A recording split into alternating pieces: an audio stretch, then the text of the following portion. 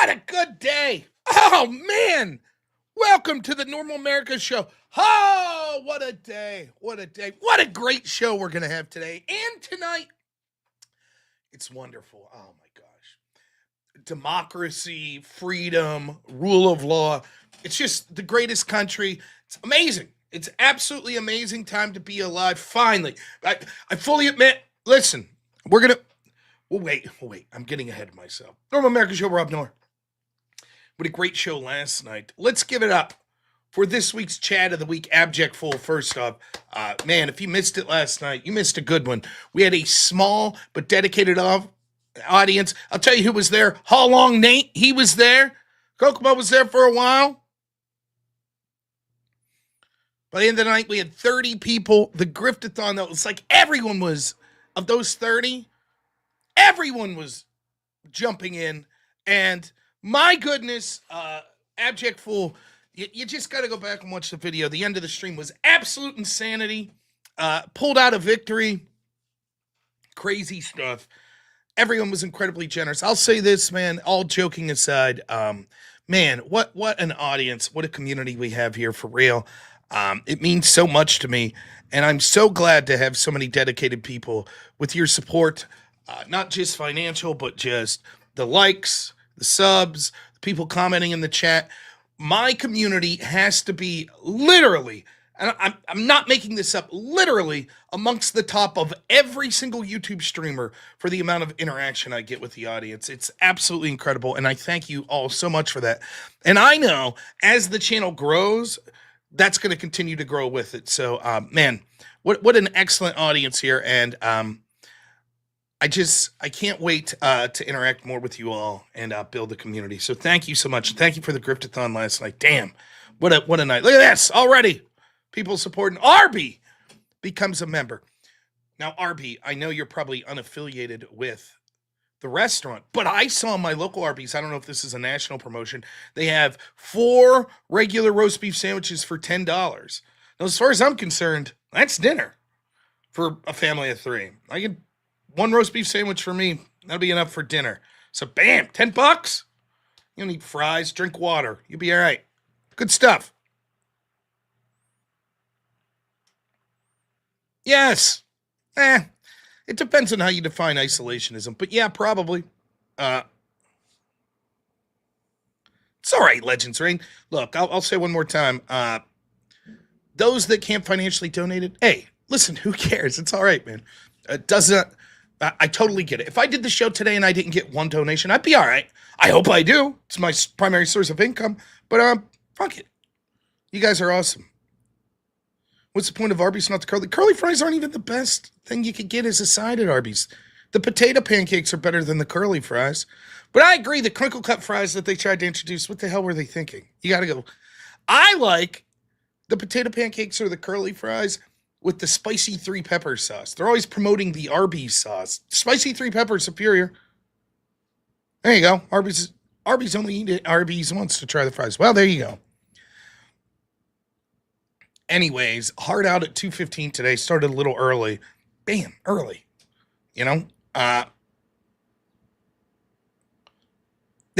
that's better places to eat. Totally get it. I'm full and handsome. Thank you.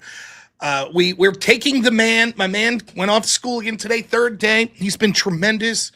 The Catholic school is great, man. They're so awesome at that school.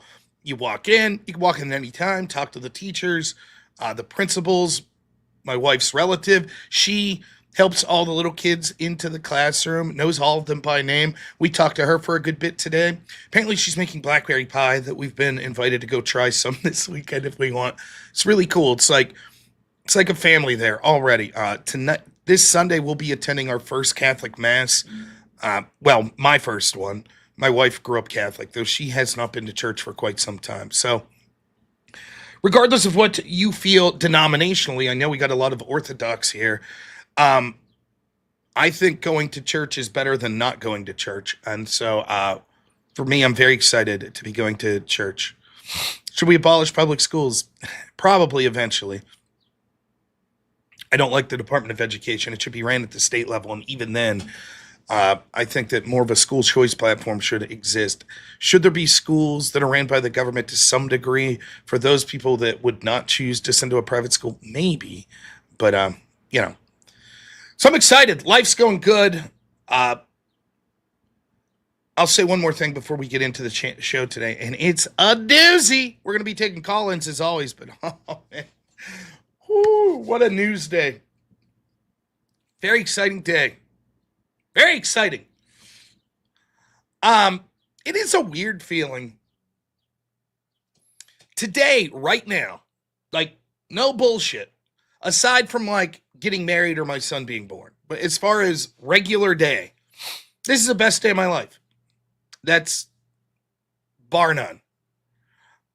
Again, aside from events like getting married, why? It has nothing to do with politics or anything like that. I have a job that I love that's paying quite well. Two of them, in fact, working for the Crucible and sitting here with you all. I'm pretty much healthier than I've been. Okay, my back's sore, but I'm losing weight. I feel good. My wife's healthy. My son's healthy. I don't have to work 80, 90 hours a week now away from home and spend 3.5 days away from my family. I get to see them every day and every night. I get to drop off my kid at school, pick him up, go into the movies with him tonight. It's a weird feeling knowing that this might be it. I may have peaked. If I died today, I would die with a smile on my face. I'd be bummed. I'm selfish. I'm greedy. I'd be like, no, I wanted more time. But truly, it's an absolute amazing feeling. And like I said, I was always someone who had decently high blood pressure. I go to the doctor like, dude, your blood pressure's like 117 over 77. I feel relaxed. Yeah, I come on here and I yell at people, but I mean, who the hell doesn't want to see that? So, oh man. But I just want to say again, thank you all for helping be part of that. And man, what a just absolute incredibly undeserved, lucky, blessed person I am. And I really do thank God for that. It's really tremendous. I know people go through difficult times.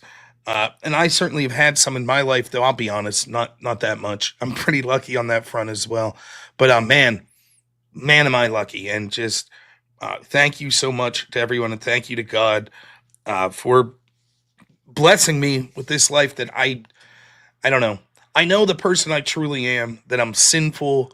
I don't think I'm like worse than the average person or anything like that, but all the dumb shit I've done in life, I feel like I don't deserve to be as blessed as I am. But here I am. And so instead of wondering how I got to be so blessed, just give glory to God and say thank you so much and enjoy it. And I'm absolutely going to enjoy it. So just wanted to get that out there. That's how I felt. Now, to be quite honest, what happened last night, by the time I got to bed, it was like 4:15, and I woke up at like 6:45 to help get my son ready for school, which I basically do nothing. My wife does everything. I just drive.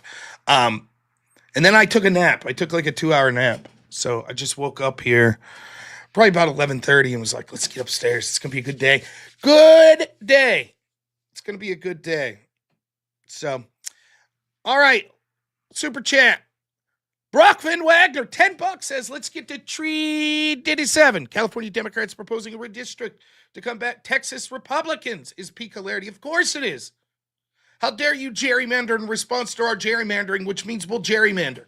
Difference being, first off, I say all of it's kind of scummy, but But the idea that Democrats are going to claim some moral high ground is laughable. And at least the Texas gerrymandering seems to be going through the proper legal process in Texas. Gavin Newsom's just trying to shove it through without the legislator in California there. Yes, from what little I saw of the Andrew Wick debate, it was a joke. Wick tried to weasel out even before the debate and saying, I just have to prove that you're wrong.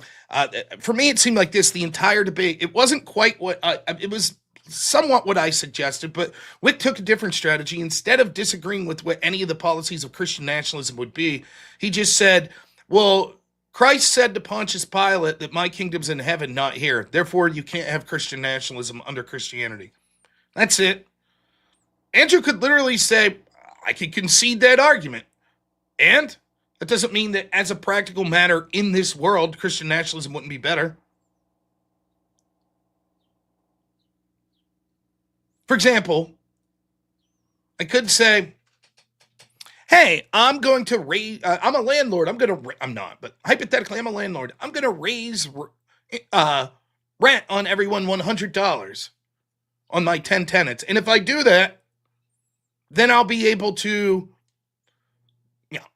host this Christian event. And that's going to be great because, it'll help my brand and help me do other stuff. And you could say, but Jesus would be against you raising rent. Okay. As a practical matter, that doesn't mean that the things I'm saying aren't also true. Jesus would certainly be against the way our governments ran. So changing it to a government that's more Christ-like, even if he would be against that, so he's against the status quo government too. So there's no uniquely offensive position you have. I'm saying that Christian nationalism would reduce abortions, which is murder. Any comments? I'm saying it would reduce degeneracy. That's disgusting. Any comments? No? You just say Jesus would be against it?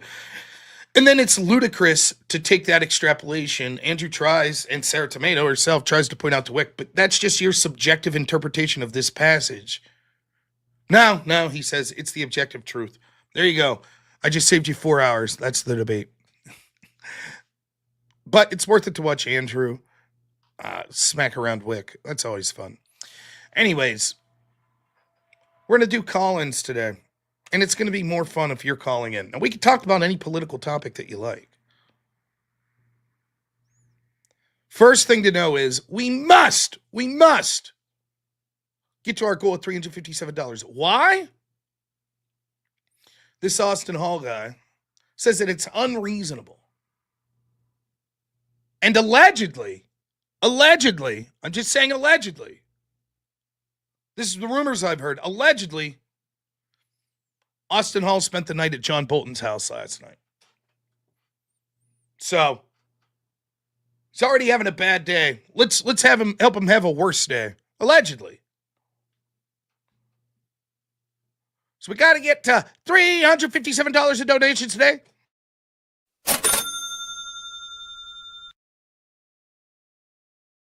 So get those super chats in. Naughty Germ, $5 as always. Thank you so much, man. It's always appreciated. A reminder, you can also donate through PayPal at robnoerr. That's Noerr. Buymeacoffee.com/robnoerr. And Cash App $robnoerr. If you don't like to give through YouTube. Though your donation will not count towards our goal. That's okay, though. I still take the money. It's perfectly reasonable. Corporate Joker, $5 says Wick was insufferable. No shit. Who could have guessed that? If there was like betting odds on that, can you imagine? Can you imagine if there was betting odds before the debate? Do you think Wick will be insufferable? Whatever those odds were, that was free money. If you put money on it. So yeah. How long Nate, $20 says gratitude's the attitude. Wake debates like the Black Knight from Monty Python. Useless arguments. Wick debates. Like Monty Python. Useless arguments, but insist he's winning. Right. Hardbar Dar, it's been a while, man. $20 says ding dangle. And Magus had $5. Thank you so much. Now, we do have a role in this show. Anytime that we get a $20 donation, it plays our unofficial theme song, Where There's a Whip, There's a Way. We had 2 back-to-back. So what I'll do is, just for that one, instead of playing the song twice, we'll play the super secret special version of it that usually requires more money. I just have to dig it up. It's in my favorites folder. Let's go down. Dun, dun, dun, dun, dun, dun, dun. Oh, man, we haven't even got to the good shit of the show yet today. Woo! Oh, what a day. What a day. Mm-hmm. Here we go. The super secret special. Where there's a whip, there's a way. Where there's a whip, there's a way. Where there's a whip. We don't want to go to war today, but the Lord of the Lashes says, nay, nay, nay. We're gonna march all day, all day, all day. Where there's a whip, there's a way. Where there's a whip,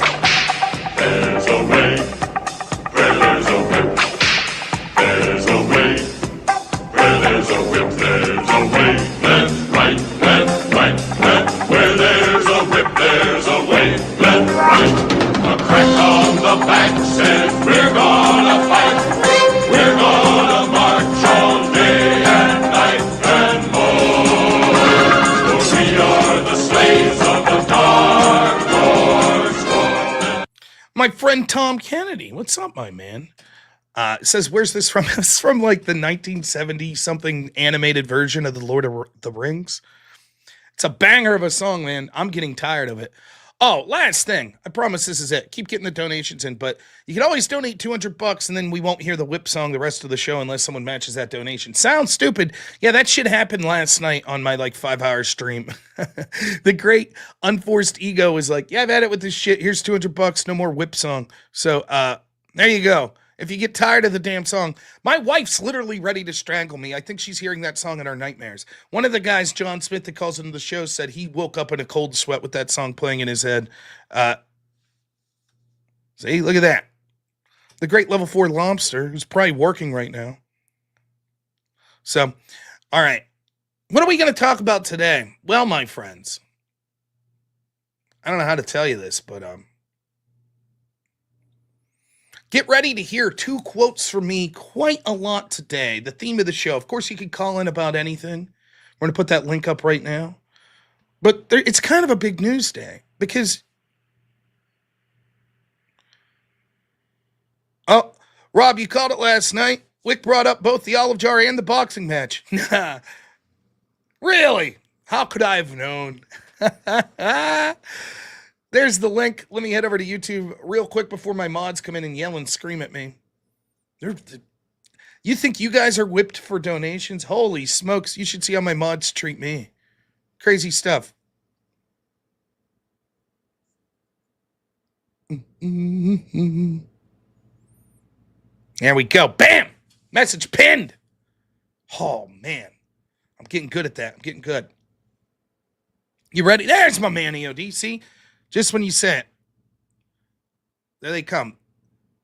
You mention the mods, and they like come out of the woodwork like, what's that? You didn't pin the message? I got it, EOD. I don't know if you guys knew this, but no one is above the law. Did you know that? See, you thought that some people were above the law, but it's not true. No one is above the law. No one. And here's another thing. I don't know if you knew this. The bar for starting an investigation is very low. It's very low. The bar for starting is very low. There you go. That's all you need to know. No one's above the law. The bar for starting an investigation is very low. That's it. Now, I used to live in this blissful world where I thought, maybe we should hesitate to have a world where the current people in political power are using that power to investigate people that are their ideological opponents, especially if it's for crimes that basically everyone's doing. We shouldn't have selective application of that. For example, mishandling classified documents. Now, I've said I don't know how long on this channel, I think it's one of the worst kept secrets in Washington that things like failing to register as a foreign lobbyist, mishandling classified documents, this shit happens all the time. Kind of like speeding happens all the time and jaywalking happens all the time. It's not good. And if for whatever reason, the federal government said, you know what, we're going to crack down on everyone that does this, like thousands of people. Okay, I guess. No skin off my back. No one's ever trusted me with classified shit. So I've had no opportunity to mishandle it. Fair enough. And I certainly haven't lobbied for anyone. Only political group I've ever been paid by is The Crucible, and you all super chats if you happen to work for any group.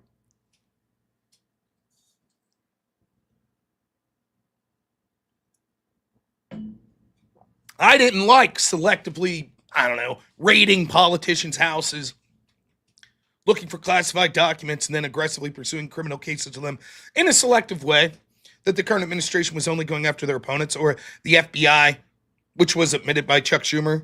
If someone criticized them, they'd find 6 ways a Sunday going after you. I thought that was real bad. But I'm going to do something that most streamers won't do. I'm going to admit when I was wrong. I was wrong. I've been convinced. Destiny, you've convinced me. Rachel Maddow, Chuck Todd, convinced. Jake Tapper, I'm convinced. James Comey, convinced. Pisco, I'm convinced. You guys are right, man. No one's above the law. The bar for starting an investigation is very low. I'm convinced. I was wrong. I was wrong. I was wrong. Clip it. I'm telling you right now, I fully admit I was wrong. When I fought tooth and nail and said, my goodness, this is bad. It's going to result in a tit for tat. I was wrong. It was actually a great thing. It was fantastic. Great. There you go. I was wrong. So I'm now enjoying the world that the Democrats wanted. What a great world. It's great. For those that don't know, John Bolton, rabid neocon, his home was raided at 5 a.m. this morning. More! Not enough.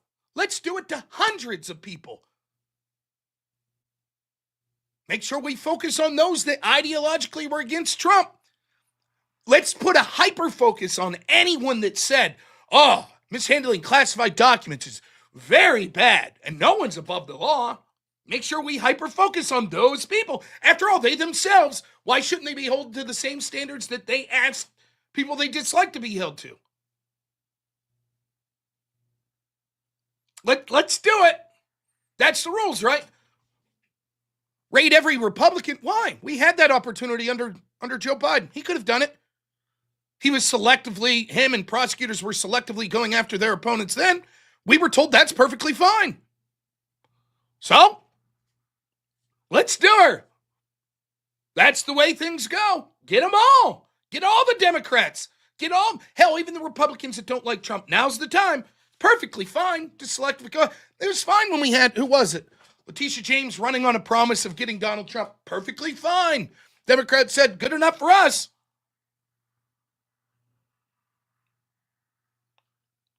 Okie dokie. I'm convinced. But it's dangerous. No. Don't you understand? No one's above the law. The bar for starting an investigation is very low. But Rob, it looks like political retribution. Nonsense. No one's above the law, and the bar for starting an investigation is very low. Political retribution? What are you talking about? Are you suggesting that there's some people above the law? Are you suggesting that the bar for starting an investigation isn't very low? Is that what you're suggesting? Please, you won the argument. You convinced me. When they were going after Trump and his attorneys and January 6th people, when they pulled Roger Stone out of his bedroom in his underwear at 5 a.m. and CNN cameras just happened to be rolling. I thought that was a bad thing, but I was wrong. That was a good thing. No one's above the law. The bar for starting an investigation is very low. Now, I do have criticisms for the Trump administration. The way that this is being carried out is not correct. Did they raid John Bolton's wife's underwear drawer? Did they take souvenir ball bats, passports, napkins, and shit like that? Did they lay out all the documents on the floor and take pictures of them for political reasons and then post it on social media? That's terrible. Come on, Trump. Come on, Kaj Patel. What are you doing? That's the precedent. That's how you handle things, right? That's how we do it. What are you doing, Trump's team? We got to follow precedent. Did you tip off Fox News? Did you tip off Breitbart to be there with cameras? Did you pull Bolton out of his home in his underwear at gunpoint? No? Come on. That's precedent. We have to up the intensity. This is weak. It's weak. Harsher raids on homes. More raids on homes. It's not enough. More. Every day. Every fucking day. Raid them all. Fuck them. No one's above the law. The bar for starting an investigation is very low. More. John Bolton's not been put in handcuffs yet. Now, do it. We want to see the fucking mugshot. Perp walk that son of a bitch. More. Raid fucking Obama's house. Go through Michelle's fucking underwear drawer. right? The bar for starting an investigation is very low. No one is above the law. I'm loving it. I'm so happy that I was so wrong. Thank you, Democrats. Thank you so much for convincing me that all of these raids, political in nature against Trump, all of the lawfare was a good thing because no one's above the law. The bar for starting an investigation is very low. You're right. I was wrong. I'm loving the world that the Democrats wanted. Amazing. What a great world. Hey, you know what else we should do? Remember when they went after Project Veritas? Let's fuck it. Let's raid some journalist homes too, right? Huh? Ooh, I got a good one. Remember when everyone celebrated when Alex Jones got fined for like $1 billion for like misinformation? How about everyone who said that the assassination attempt of Trump was a hoax, which led to the death of an innocent firefighter named Corey Compouture? Maybe his family will sue people for billions of dollars for that, right? All I want's the precedent to be upheld. This is the new precedent. The Democrats were right. It feels great. It does. I understand now. Now I understand it. I didn't get it at first. Why would you want this? Can't you see the obvious dangers? Someday this will be used against people you like. No, they're all principled, though. That's the things about the Democrats. They're all so principled. They would never just cheer on going after their opponents and then, oh my God, I can't believe this is what this country's become. It's an attack on democracy. Oh my God, Trump, it's political in nature. No, don't they know? No one is above the law. The bar for starting an investigation is very low. It's amazing. The world the Democrats wanted. Isn't it? Breathe in that air. This is it. This is the new norm. This is the world they wanted. This hopefully is just step one. Probably the Trump team won't have the nerve to actually charge people aggressively to raid more people's homes. But man, oh man, today on the first one, does it feel good. Man, it feels great. Man, this is the world the Democrats wanted. It's great. It's great. And I know they're all principled. I know that all the people I've interacted with, the Destiny and his orbiters of the world, they're all going to be like, yes, excellent, excellent. By the way, they have no reason to like John Bolton neocon, right? Right? They don't like him. So they're going to be like, excellent, yes, no one's above the law. The bar for starting an investigation is very low. That'll be their commentary today, right? That's what CNN will be saying. That's what the New York Times will be saying. That's what MSNBC will saying. They aren't going to say things like, this looks like political retribution. Of course not. What are you talking about? No one's above the law. The bar for starting an investigation is very low.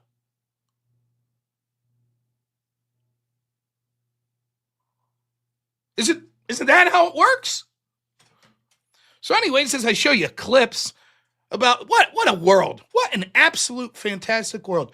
Man, I couldn't be happier. And it's, tough to admit when you're wrong. Tough to admit you're wrong. But now I get it. You're right, Democrats. Just because something looks like blatant political targeting like it did against Donald Trump, no one's above the law. The bar for starting an investigation is very low. You were right. Wow. That's great. You sowed, and now you reap. And isn't the reaping fun? I'm enjoying your reaping. I love it. I love watching you guys reap what you sowed. It's amazing. I'm so happy that you guys were right. So happy. Just repeat the mantra. Hell, I'm doing merch next week. Maybe we should just get a shirt that says, no one's above the law. The bar for starting an investigation is very low. Maybe we should just get a shirt that says that, right? Little picture of John Bolton's mugshot when it comes out. If they decide to finally have the nerve to arrest him, put that there. Except we'll have to add slots for every, hopefully dozens upon dozens of more that are rated like this. It's only fair. Precedent's been set. This is the world that the Democrats wanted. Super chats real quick. Lord of the Nerds, $5 says, how do you like Wick's debate strategy last night? The man clearly doesn't know what the word subjective means. It was embarrassingly bad. What happens is, when you know you can't keep up on the facts, you try to do something irrelevant, hyper-focus on that, and then say, that means I win. His focus had nothing to do with the topic at hand, whether or not Jesus would allow some form of nationalism. It was clearly subjective. He pretended he didn't know what subjective meant.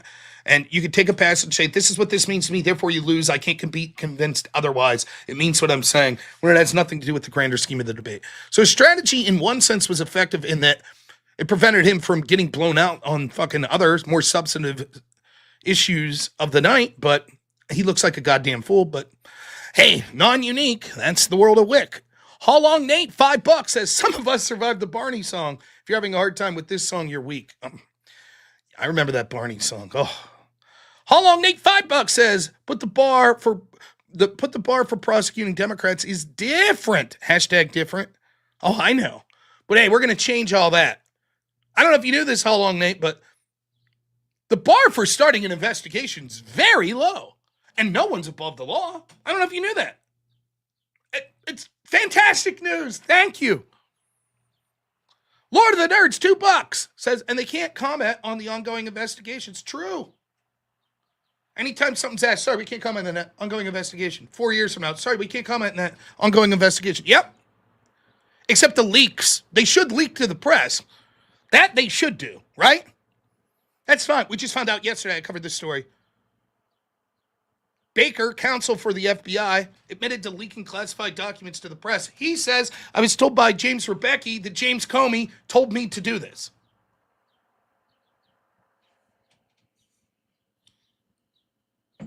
Why can't you believe that you agree with me? What would make you think that I like neocons? I haven't changed. I didn't like neocons then. I don't like them now. It's just so many of the lefts changed. They were against neocons until Obama got in power, and then they agreed with all the policies that the neocons wanted. And now it's Orange Man bad, so if you take a step back, you'd realize that all these shitheads in the Uniparty, that the tip of the spear was them weaponizing all of these institutions to go after not just Trump, but his supporters, the people surrounding Trump, etc. So I'm for taking them all down. I don't give a shit about political affiliation. No one's above the law, so I don't know why you'd be surprised.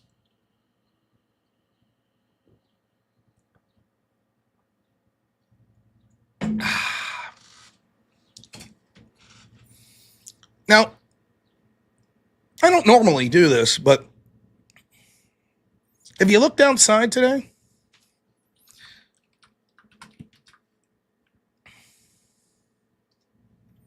I wonder if I could do this. This would be interesting. Oh, man. Right here. Oh, man. Yes. Let's get a little. No one's above the law. The bar for starting an investigation is very low. What an exciting day. Does anyone else feel it? There's a buzz in the air. You want to know what my son's favorite song is? Here, let me show you.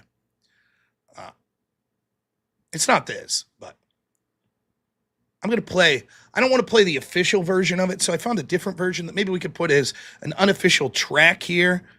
A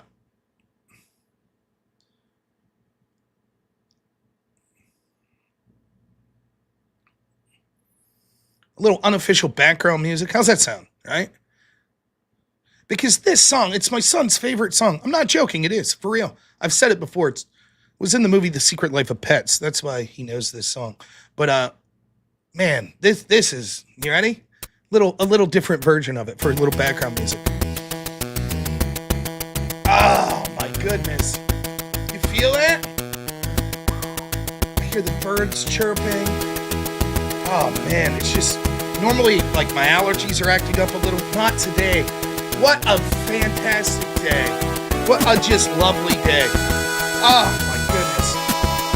Oh, I just close my eyes and envision them. It's like a warm blanket watching them drag John Bolton out of bed. I hope they drug his wife out of bed, too. Hopefully at gunpoint and went through her underwear. Yeah. Oh, man. What a lovely day. Oh, man. Get them all. Get all the neocons, all the Democrats. My goodness. It's just, what a light step today, right? Oh, man. A lovely day if we've ever seen one, right?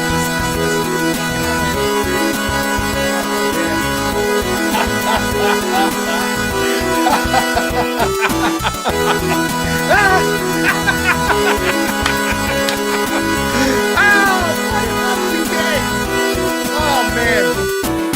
Oh, it's just great, right? I can't wait to debate the lefties on this, to just say, yes, we're so happy about this. Oh, my goodness. You're right, Rob. What a lovely day. No one's above the law. No one's above the law. Right? No one.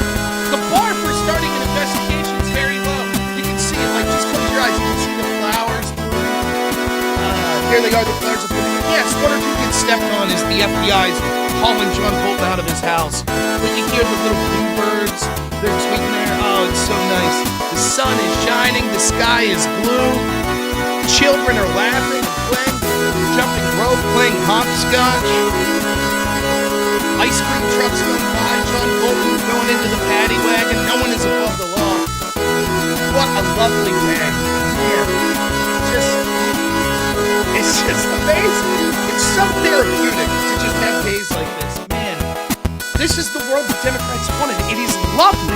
This is absolutely unbelievable. I don't care that the music's too loud. Nothing's gonna bum me out today. Fuck it. Let the music be loud. I'll just be louder. I don't give a shit. Oh, man. Woo. Unbelievable. Now you're talking about a real lovely day. Right, the music's too loud. I just don't give a shit. It's a lovely day, baby. Woo! Oh, man.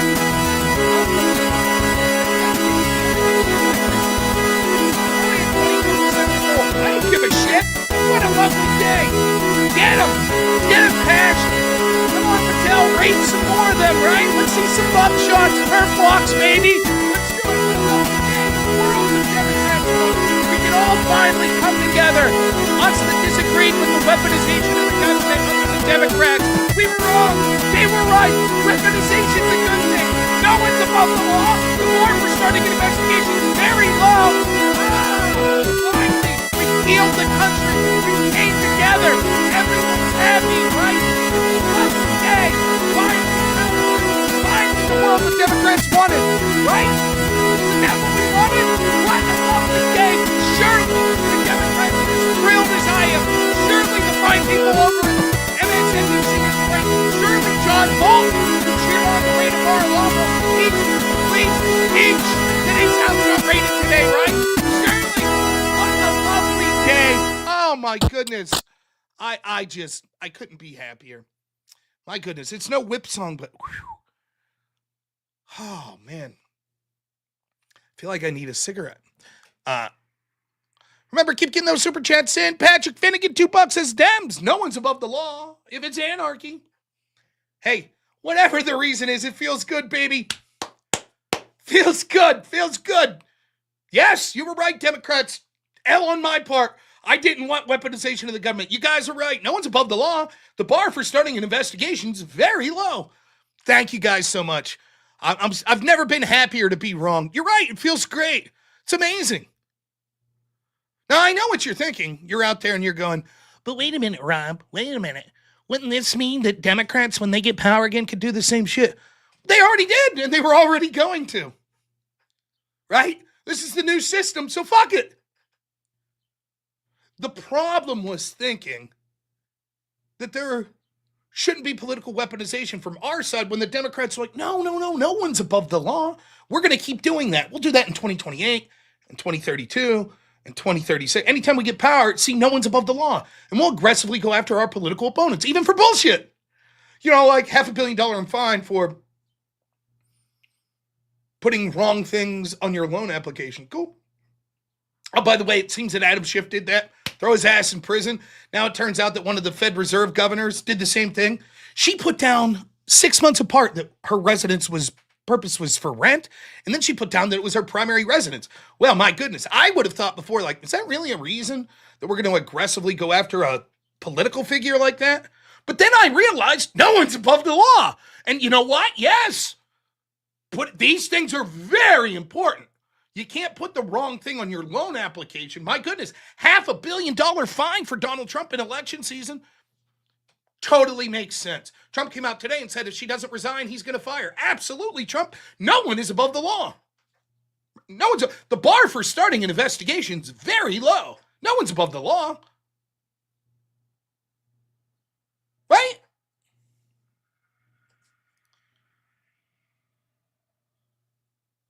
The wife says turn it down. The kid's not here. The wife will deal with it. She'll be quiet or I'll start aggressively singing the whip song.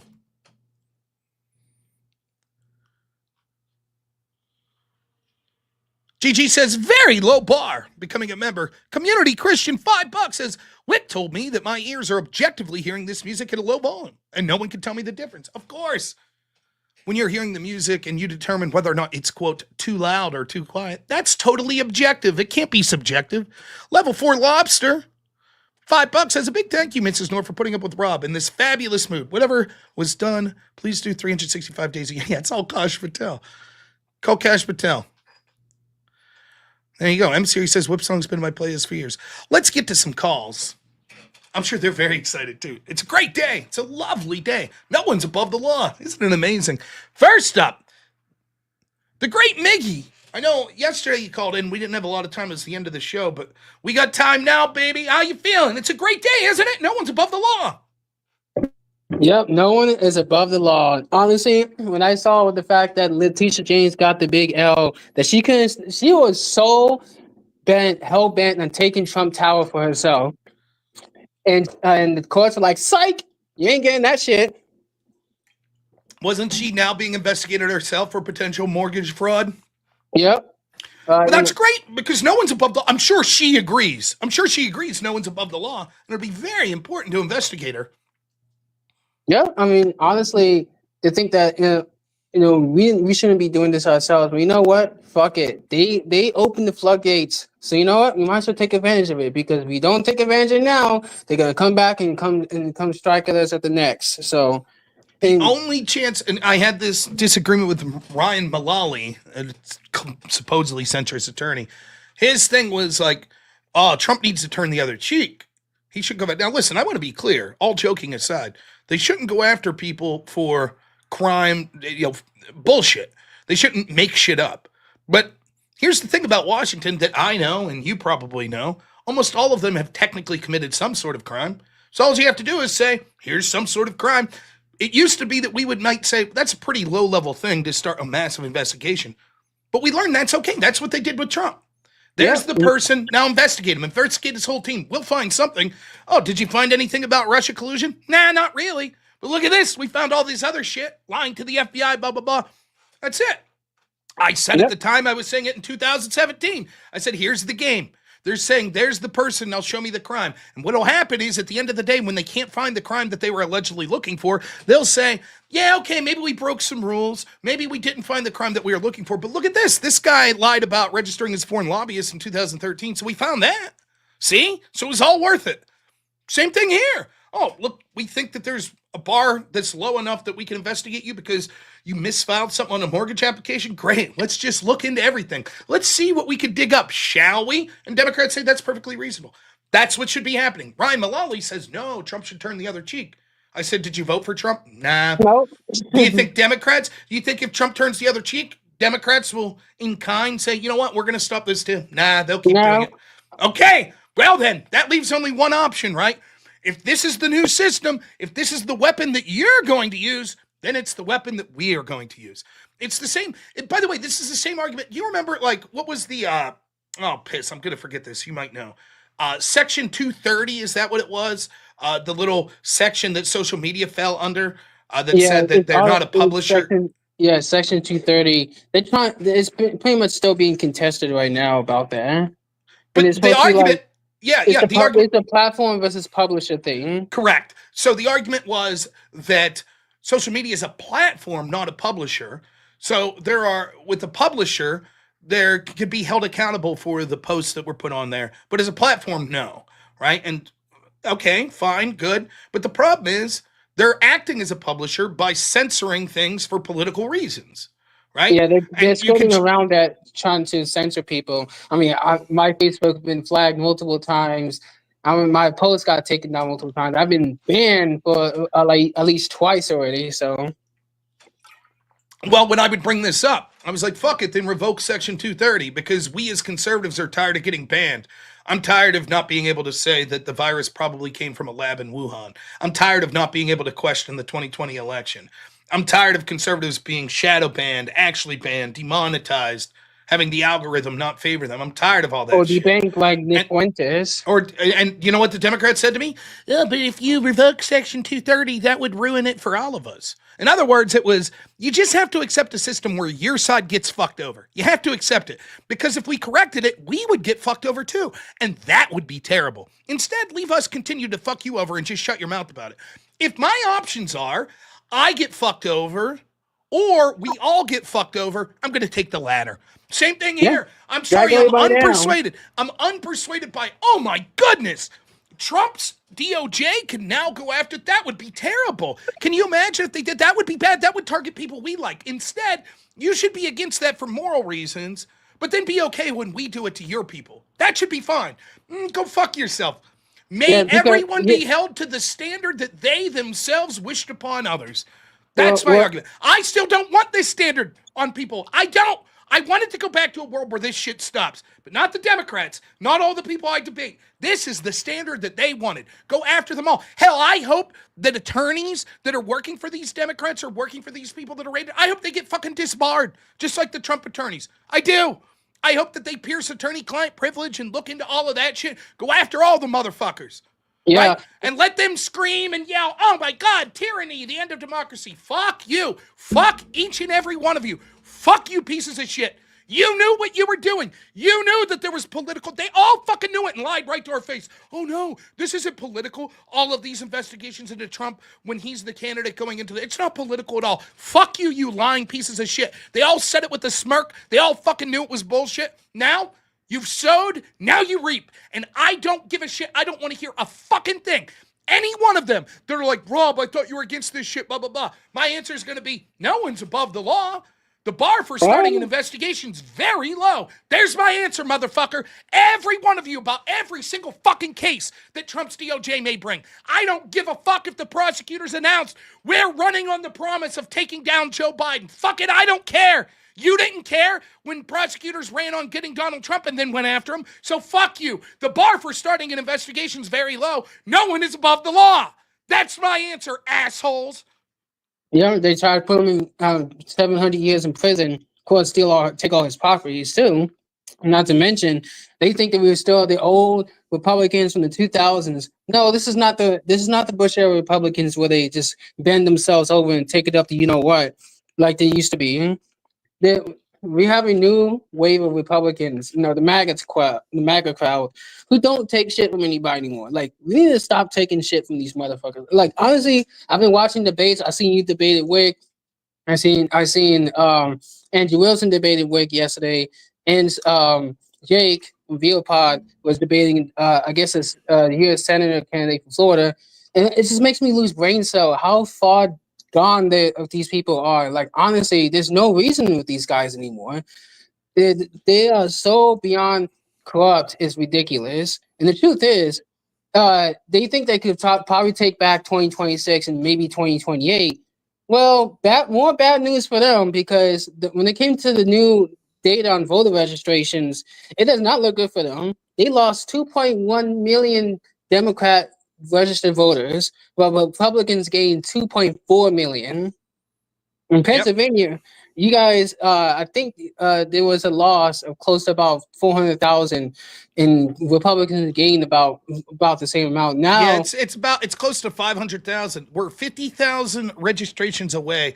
I think in 2020, Democrats were up damn near 500,000 voter registration, and now they're only 50,000 up. And probably by the 2028 election, if the trend continues, Republicans will actually have flipped. That's more than a 500,000 swing in voter registration here in Pennsylvania. Which is crazy. I mean, Michigan is seeing the same thing. Guess what? Guess who else is seeing the same thing? That trend. New York and New Jersey. New Jersey is almost dead even now. New York is trending that way as well. And Scott Pressler's like, dude, as soon as I flip PA, I'm heading to New Jersey. Right? Yeah. And so that, I mean, people are tired of the Democrat shit. They're tired of the double standard. And more importantly than that, they're tired of the fact that for fucking 8 years now, their only policy's been Orange Man bad. That's it. Yeah. That's still their policy. Like, watching them diagnose their loss in the 2024 election is fucking hilarious.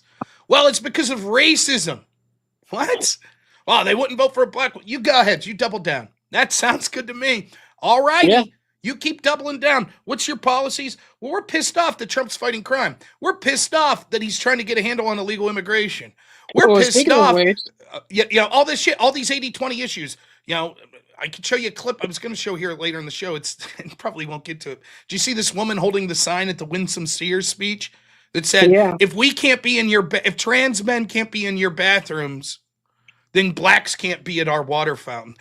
well, welcome back, Dixiecrats. Welcome back. Yeah, we're back. But what was it? The big flip, the party flip? I guess we flipped again. Amazing, right? It's just, it's surreal to watch these fucking people. And I'm sorry to do a little toot my own horn here. How long have I said that damn near every single person I debate, almost everyone, that debates that's screaming and raving about Donald Trump, it's not that they don't have a political ideology. Maybe they are a socialist. Maybe they are a social liberal. Maybe they are, insert any sort of ideology. But the truth is, all of that is put on the back burner for their true political ideology, their true religion, Orange Man Bad. They don't give a fuck. You could be a civil libertarian that's like, I'm against weaponization of law enforcement. But, Trump's shit, so go ahead, go after him. I distrust the police and everything, except the FBI because they went after Trump. They must be good. It doesn't matter. Like, that's who, so not everyone, but that's the vast majority of these people. Orange Man Bad. That's their entire ideology. Orange Man Bad. And when you try to explain to them, like, can you see what you're cheering for? Can you see? Do you see what you're doing? You're for all these investigations into Trump. You're for all of them. Yep. You're for the raid in Mar-a-Lago. Yep. Okay. Why? The bar for starting an investigation is very low. No one's above the law. And it's like you tried to tell them, like, you can't see how eventually this is going to be used on people you like. You can't see it, but no one's above the law, Rob. Okay. So all you got to do is bide your time. You're like, eventually it's going to happen. It's like this other stupid shit. Elon Musk, he raised his hand. That's a Nazi salute.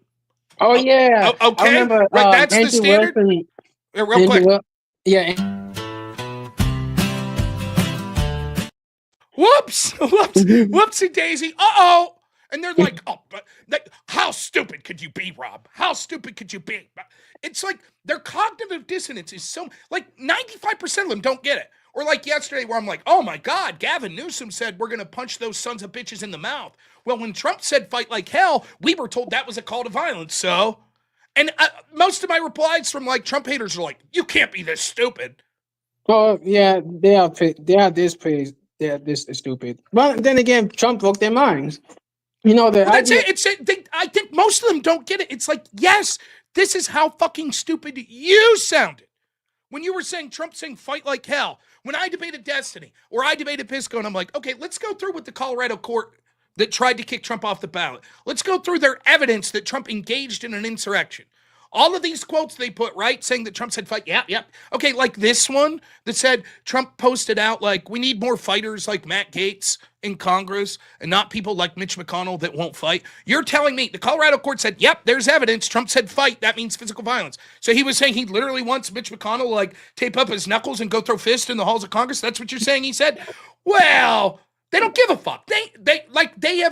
They have convinced themselves like, the conclusion is Orange Man bad. So whatever we have to do to stop Orange Man, it doesn't matter. It's all good. It's all good.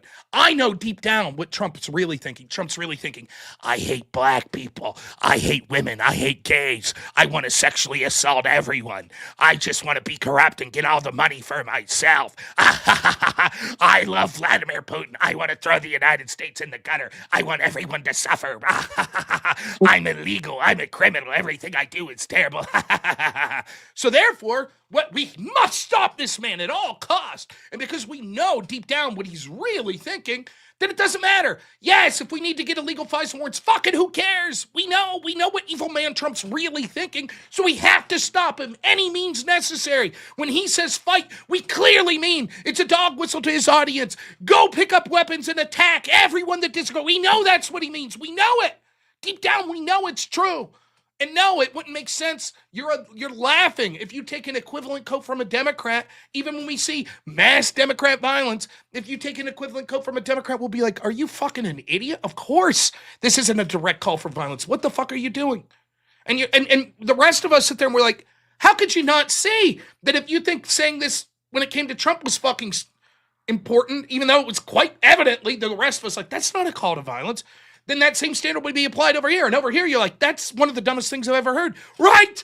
That's how everyone else feels about your comments about Trump. What are you talking about? But those comments are real. Trump's evil. He's a menace. We know what's in his heart.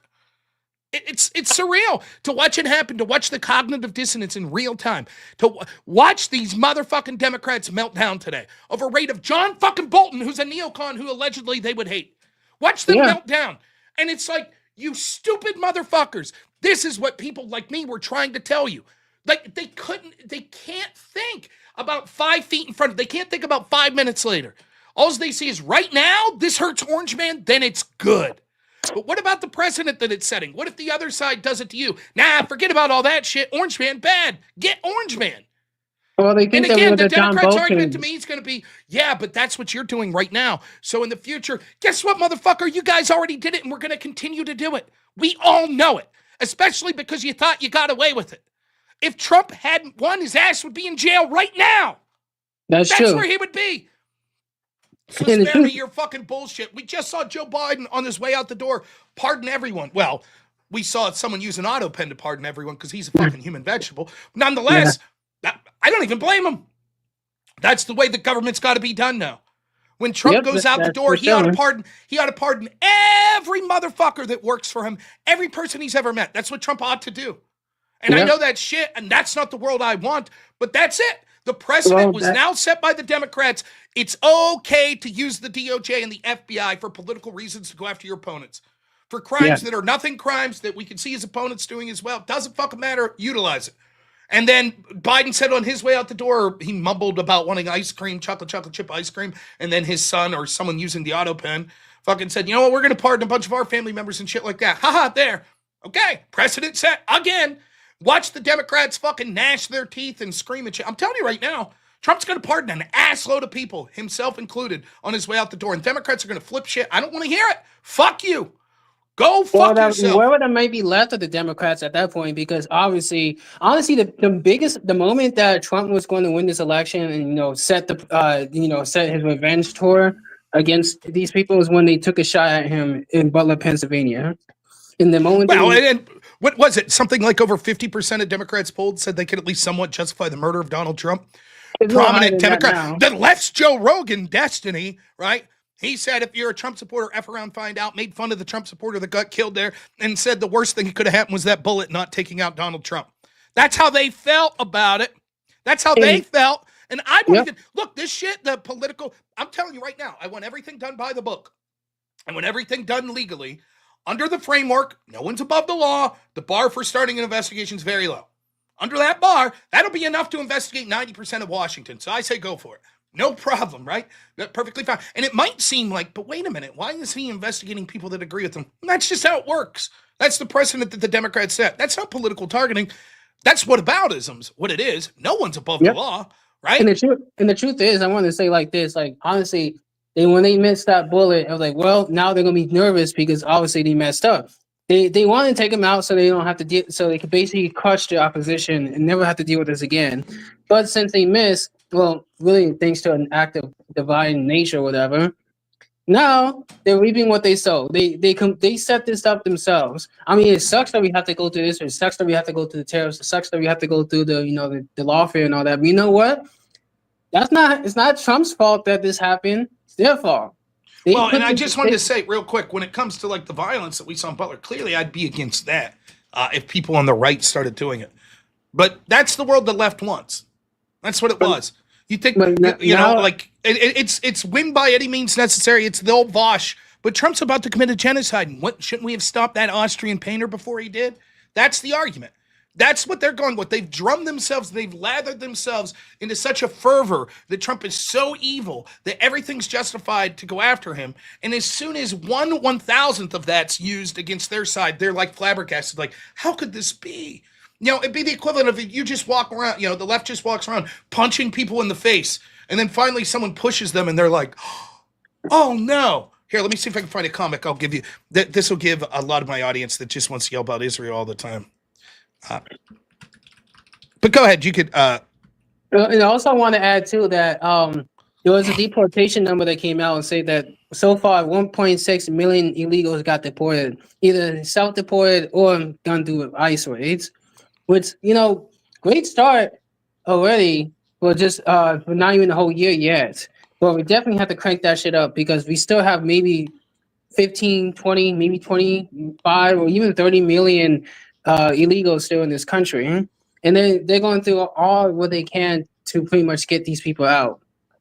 And honestly, it's a slow process because you gotta be able to find, especially there's 2 million gotaways in this country that we can't even trace at all. So that's gonna be a difficult task in on its own. But you know what? We're going through it. We're gonna have to go through the process. We're gonna have to go through all of that. And of course, Trump taking the necessary steps to take back DC is another big W. Again, that's pretty much reflecting to with the registration. Like honestly, what the Democrats had before is gone. All the young men that used to support them is gone. That's not coming back. And the way they're going, it's never going to come back. And what Gavin Newsom is trying to do is trying to be like, oh, I'm going to be in my own, I'm going to be my own Donald Trump or so. That's not going to work because Gavin Newsom is a slime bag and he doesn't have any personality. He's just making it worse for himself.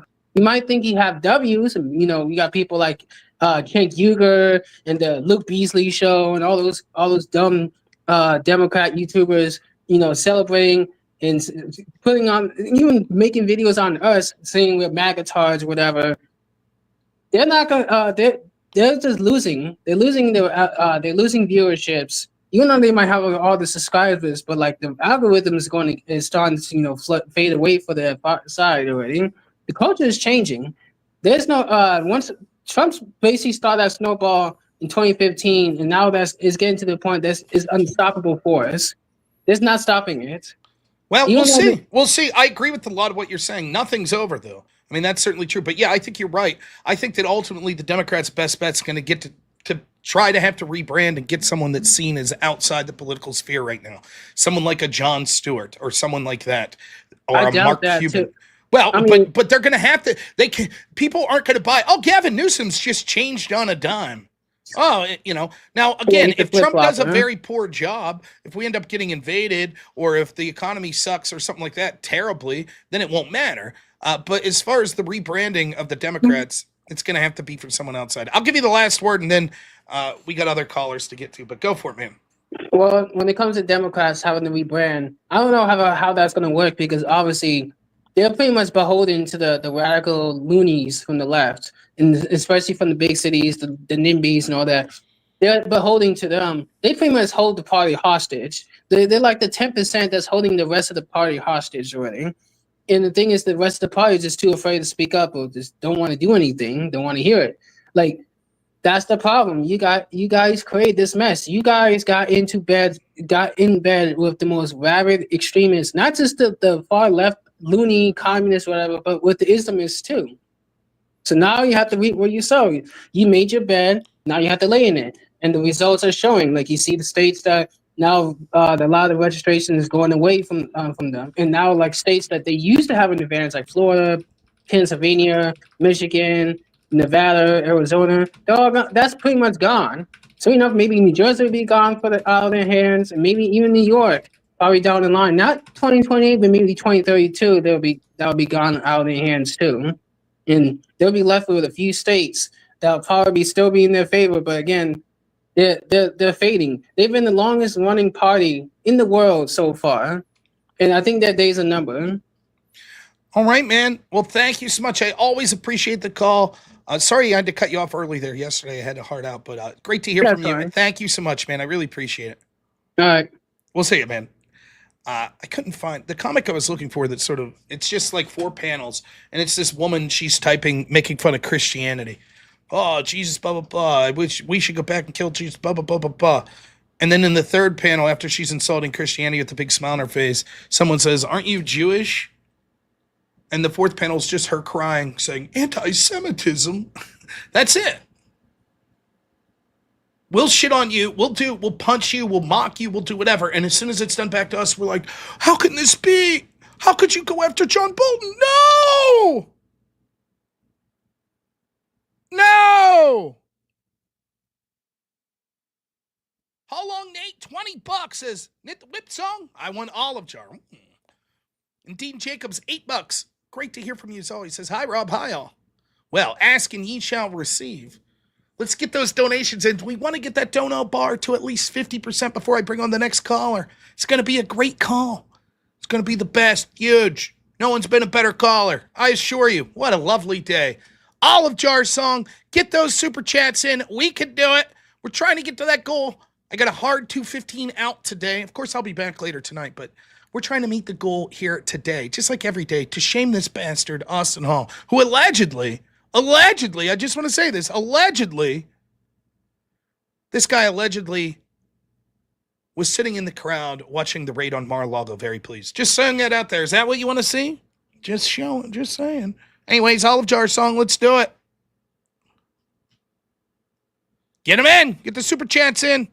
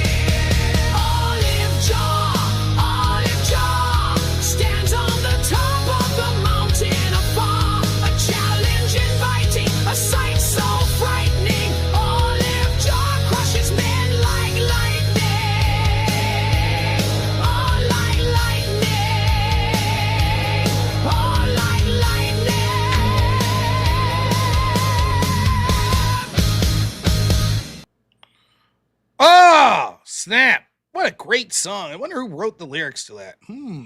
Me, baby, me. Only got one donate. Come on, we're trying to get to 50%. Let's get to 50% of that goal. We'll bring in the next caller. I know you can do it. How long, Nate? $5 says like, share the stream, subscribe, support the goal. Signal is too wonky for StreamYard call today, but Reno has awesome weather today. A lovely day. Reno, Nevada, they're loving it. The butterflies moving, the birds are chirping. Sorry, John Bolton. Sorry, no one's above the law. The great abject fool. Ladies and gentlemen, before we even read the super chat, the Chad of the week, last night's big winner, abject fool. It was a doozy. Last night was an absolute doozy. I don't know how to say it. It was the least amount of people that were watching during the Griftathon and amongst the highest dollar donation that we've ever got. That's how amazing the crowd was last night. And the winner, standing above the crowd with all the bodies at his feet, the great abject fool, Chad of the week, just came in, was generous all night, but man, at the end, really fucking crushed it. Chad of the week, you know what that means? It's Chad of the week. Literally, he is above the law. He's the only one. John Bolton, not above the law. But the Chad of the week, above the law. So please, if you're listening, Cash Patel, no matter what, don't raid Abject Fool's house. He's the Chad of the week. You can't do that. Abject Fool, thank you again, man. $20 says people are above the law, but nobody's above the whip. Oh, shit. Whip song. Where there's a whip, there's a way. Where there's a whip, there's a way. Where there's a whip, we don't want to go to war today. But the Lord of the Lash says, nay, nay, nay. We're gonna march all day, all day, all day. Where there's a whip, there's a way. Where there's a whip, there's a way. Where there's a whip, there's a way. Where there's a whip, there's a way. Left, right, left, right, left. Where there's a whip, there's a way. Left, right. A crack on the back says we're gonna fight. We're gonna march all day and night and more. For we are the slaves of the Dark Lord's Golden. Thank you again. Chad of the week, everyone. Abject Fool. Damn. What a boss. robnoerr, $10 says, dang dingle. Now listen, normally I would wait until we reach our goal that we've set, 50% to bring in the next color. But I think there's a special exception relevant here, seeing as how he's donating himself, trying to get to that goal so he can come on and share his wisdom with us. Oh, real quick, Ronquay, Agent of Chaos, member for 7 months, says we're the slaves of the great robnoerr. Well, thank you so much. That'll be clipped and it'll be like, robnoerr advocates for slavery. Anyways, ladies and gentlemen, the great robnoerr. Sorry, man, trying to grift a little, but I know you've been waiting patiently. Thank you so much. I really appreciate it. All your support and waiting patiently. How are you doing this fine, lovely day today? I'm doing great. It's not nearly as lovely in Azle, Texas. Like we kind of have a gray, drab day. Well, yeah, but if you close your eyes, you can almost envision yourself on a beach with coconuts, pina coladas, John Bolton being handed away in handcuffs, it's all about spiritually where you at. Oh, yeah. It's a good day in that regard. I'm getting drunk off a moonshine Celsius energy drink. There you go. Now we're talking. All right. So I think today is a day where I'm going to be a little challenging, be a little combative. There's something that I kind of want to critique you about, okay? Let's do it. I agree with you that Democrats and neocons abused institutions when they went after Trump during the time when Biden was in office. But this sounds like when Destiny said, hey, I'm okay with that guy dying at that Trump rally because conservatives said that they cheered when what's Pelosi's husband's name? Paul Pelosi. Yeah, Paul Pelosi. Mm-hmm. Conservatives cheered when Paul Pelosi got hit with the hammer or whatever, mm-hmm. and they also cheered when the insurrection happened. But realistically, the insurrection narrative doesn't work anymore. We already established that. Right. It just doesn't work.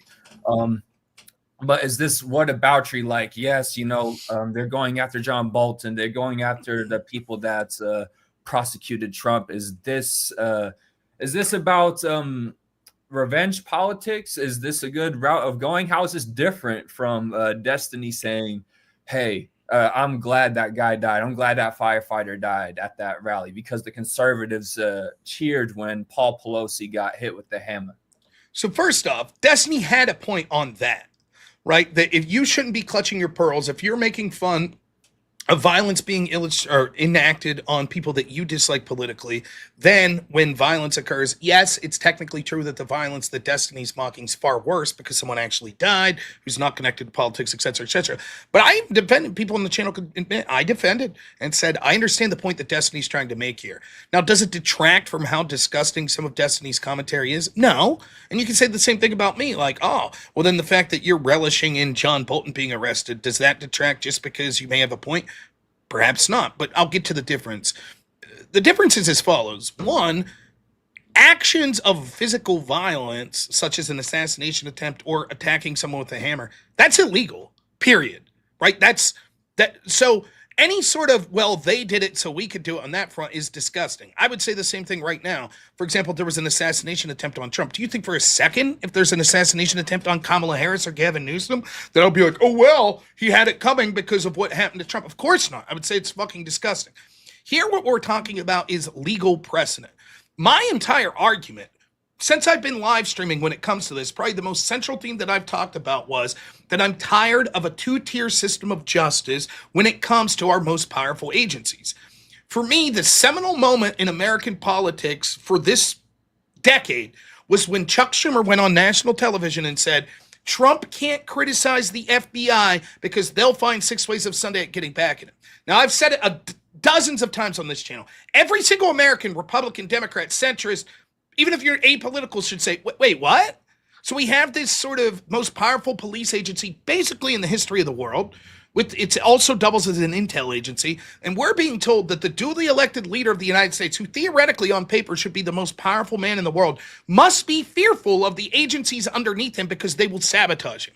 If that's true, that's fucked. And to me, that is the issue that I'm most concerned about. And it's not just the FBI. The same could be said of the CIA, the State Department, the IRS, the EPA, all of these out-of-control executive agencies. What I want's equal application of the law, above all. So let's take a separate instance to sort of illustrate this point. I personally don't think that people should be aggressively investigated and prosecuted if they get dirt on their opponent that they're running against from a foreign source. I don't think so. So when Don Jr. meets with Veselnitskaya, this Russian lawyer, in an attempt to get dirt on Hillary, I don't think that's something that should be investigated or prosecuted. Similarly, though, when Hillary's team meets with Igor Dushenko, a suspected Russian spy, I don't think they should be prosecuted for that.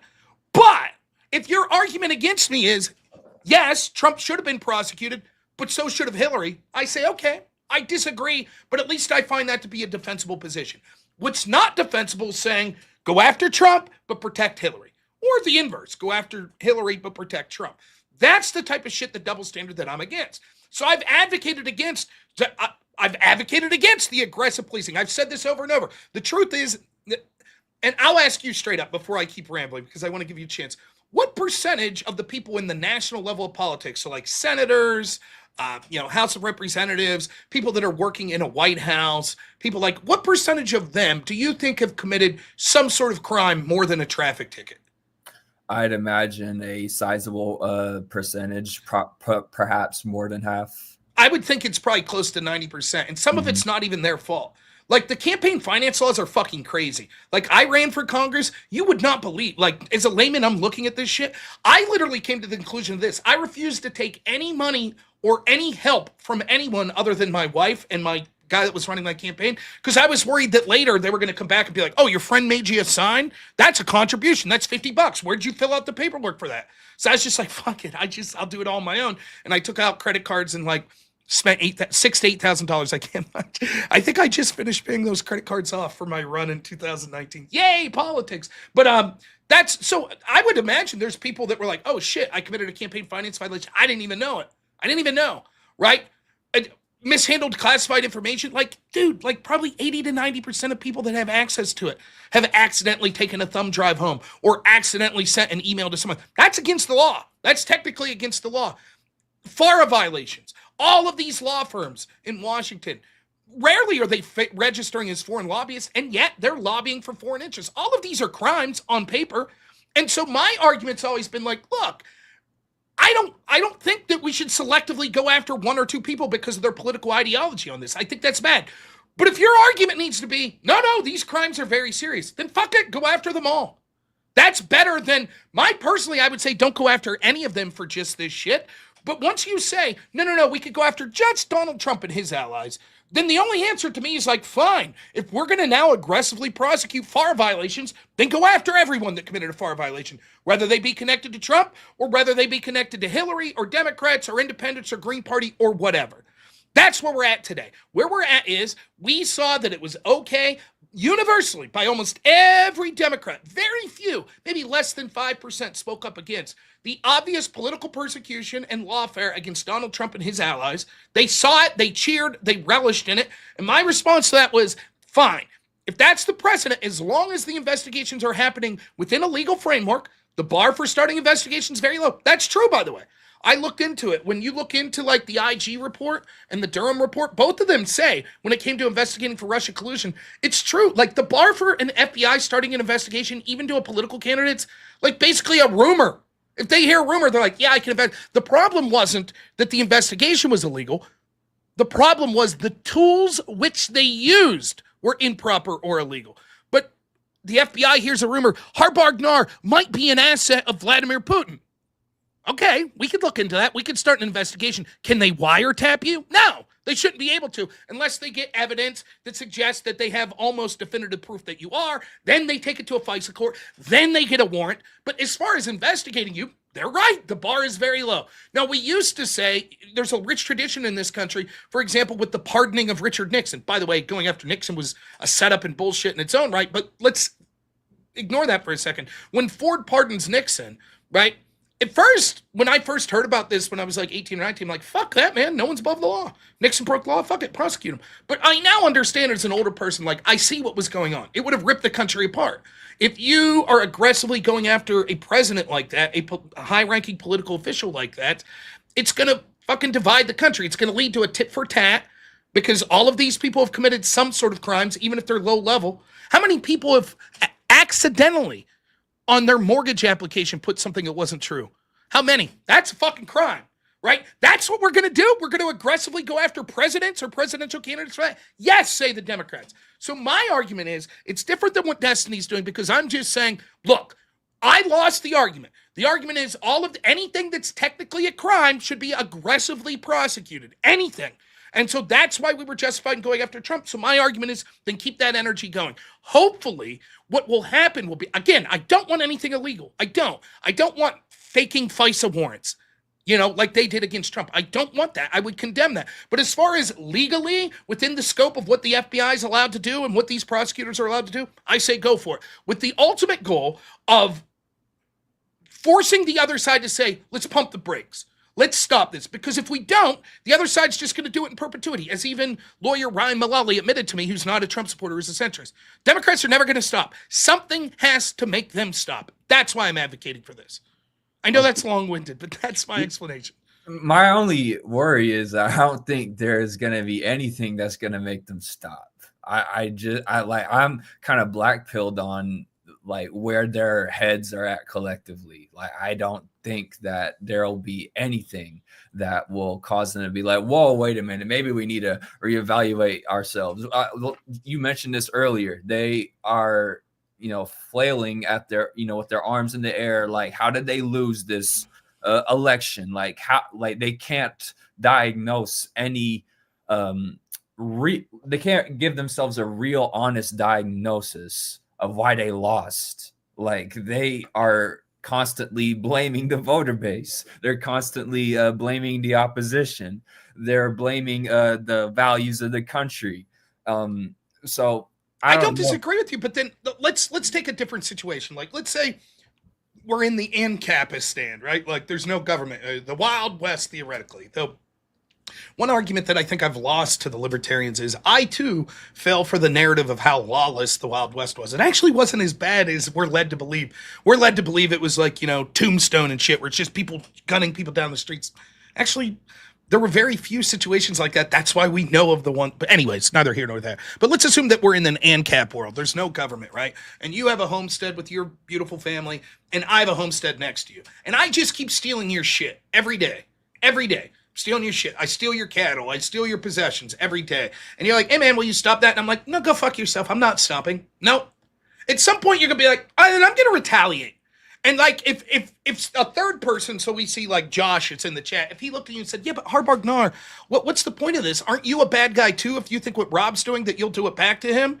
And you're like, yeah, but I just want him to stop. And maybe if he feels what it feels like to have this happen, he'll stop. And Josh says, yeah, but Rob will never stop.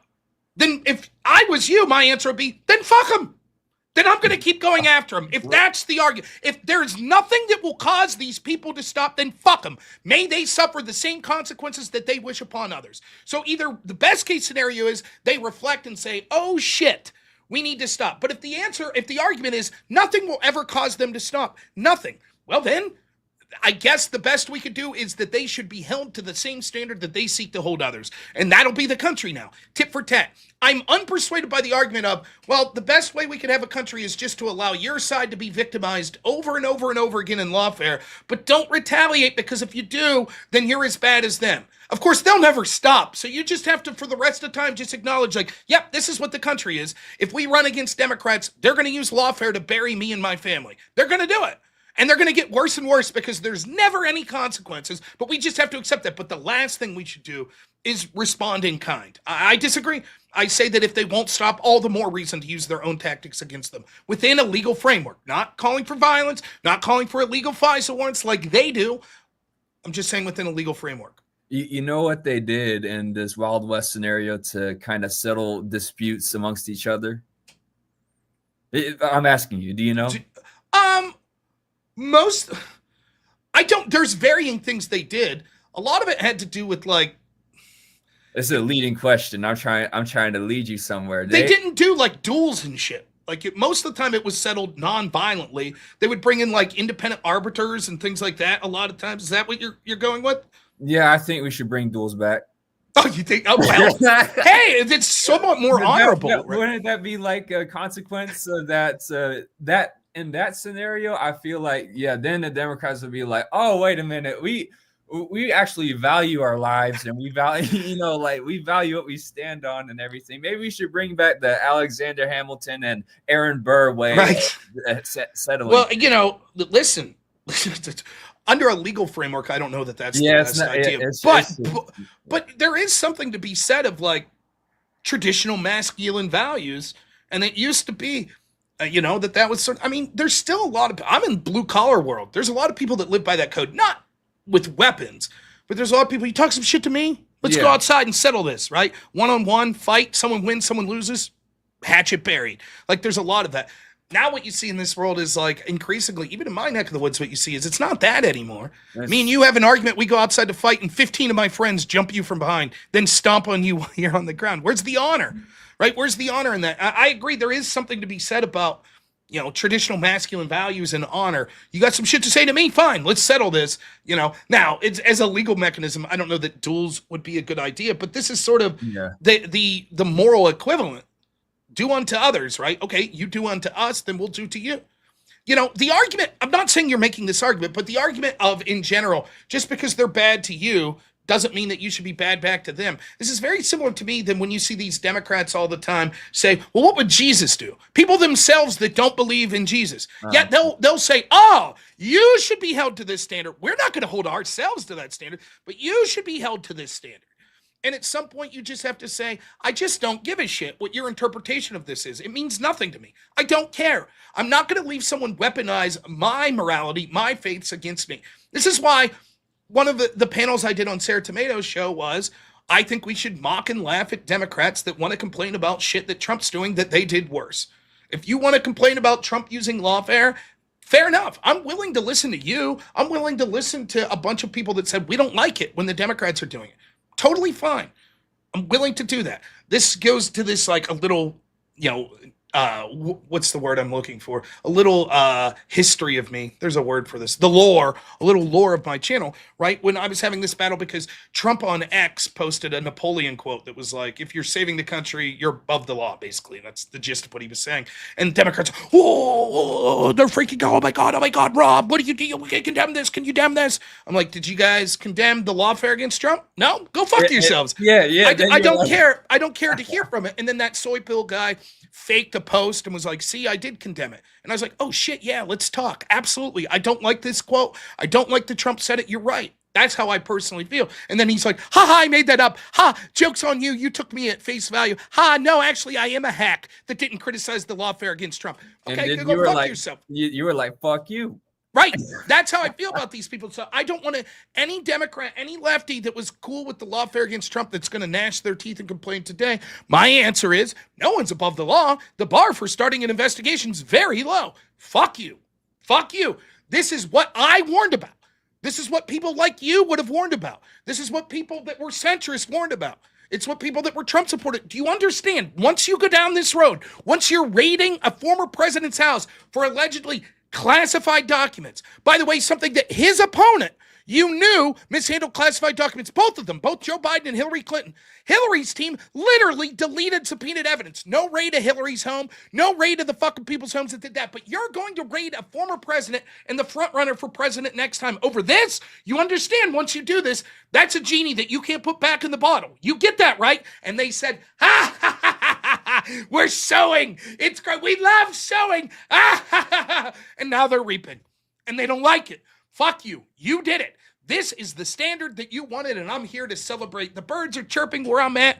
The grass smells lovely. Fuck them. Made John Bolton. I don't think they went far enough. Raid John Bolton's wife's underwear drawer. That's the standard. All's I want's an equal standard. And I can't see what's wrong with that. That's all I want. If we're going to use legal mechanisms and legal authority to say this is the standard that we're setting over here, then I want you to take that standard and do this. We're going to apply it all the way from left to right. That's all I'm asking for. That's it. No problem. And yes, unfortunately, for the Democrats, as you've admitted, and I think Democrats, if they weren't bad faith, would admit, probably crimes like this have been fucking committed by 80 to 90% of Washington. So you'll always be able to post talk justify, oh, look at that person. Josh in the chat earlier said, what percentage of people do you think put down household income on a loan application as opposed to their personal income? Did you know that's illegal? But I'd say 80 to 90% of people do that. Hell, with the whole fucking overvaluing Mar-a-Lago, one of the questions I had over and over, how did they come up with the penalty, the $500 million penalty? Well, theoretically, this is what you would do. You would say, how much did he overvalue, right? So look, if he said Mar-a-Lago is worth $5 million, and you come to the conclusion that it's worth $4.9 million, that's hardly a big deal. So you might say, hey, you got a better rate because of that, $100,000 increase that you said. So our penalty will be $100,000 plus interest, blah, blah, blah. So, you owe that $100,000 plus, $20,000 more. That'd be the penalty, $120,000. So in other words, in order to find what the amount of the penalty should be, you have to first find how much Trump overvalued his property. So how would you do that? Well, I'm no mathematician, but I think this is how you go about it. You'd say, here's what Trump valued it at, and here's what the real value is, and that difference is how much he overvalued. So what did they say the real value was? They didn't. They just pulled numbers out of their ass. And one of the things that Letitia James was, I think it was Letitia James that did that case, one of the things she said was, well, the tax assessed value was X.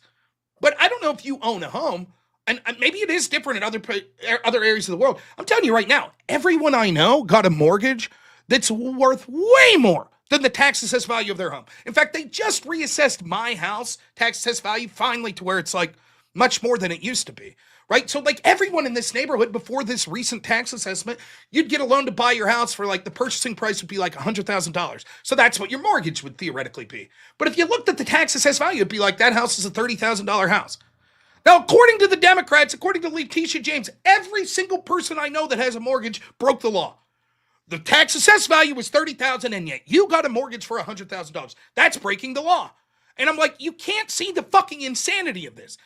Because what happened in a nutshell is you've basically just said everybody breaks the law and we're going to aggressively target our political opponents. Do you see the problem? Do you see the problem with those two things? Because now you've just said we're allowed to target everyone that we don't like politically because everyone breaks the law. Therefore, we're totally within our legal rights. And they're technically right.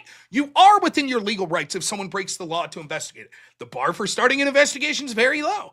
So the problem is that you're going to selectively apply it and say, we're just going to go after the people we disagree with. That's the fucking problem. Everybody can see it. Everyone knows it. The Democrats are like, no. Trump's this unique evil. But if that was true, then you would go after him for the unique things that you think he did was very evil. Maybe you go after him for the, trying to have alternate electives things. Okay, at least that's in the realm of I could see the potential seriousness of it. Mishandling of classified documents that everyone does. Loan applications not being filled out technically correct. That's the type of shit. Campaign finance shit that Alvin Bragg, that's what they got him for the 37.5. That type of shit that we know Hillary Clinton's team did the exact same thing in the exact same election in the exact same state. That's the shit. You're going to do all of this shit? And the Democrats went,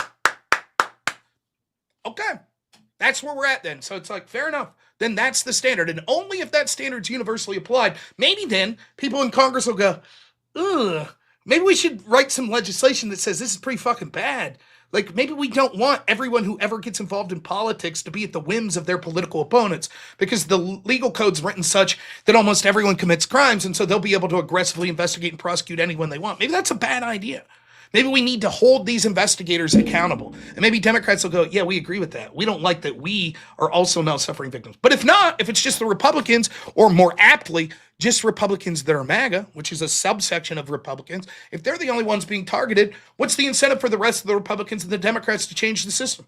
They're going to say, no, sounds good to us. We're not ever going to be targeted. We can get away with whatever the fuck we want. We'll never be targeted. So that's my hope. Now, will they change? I don't know. But I know there's a 0% chance they change if they aren't suffering the consequences. The FBI's not going to stop being fucking political unless someone's held accountable. They're going to keep doing it. So I have no problem with Kash Patel saying, fine, we're going to investigate people at the FBI.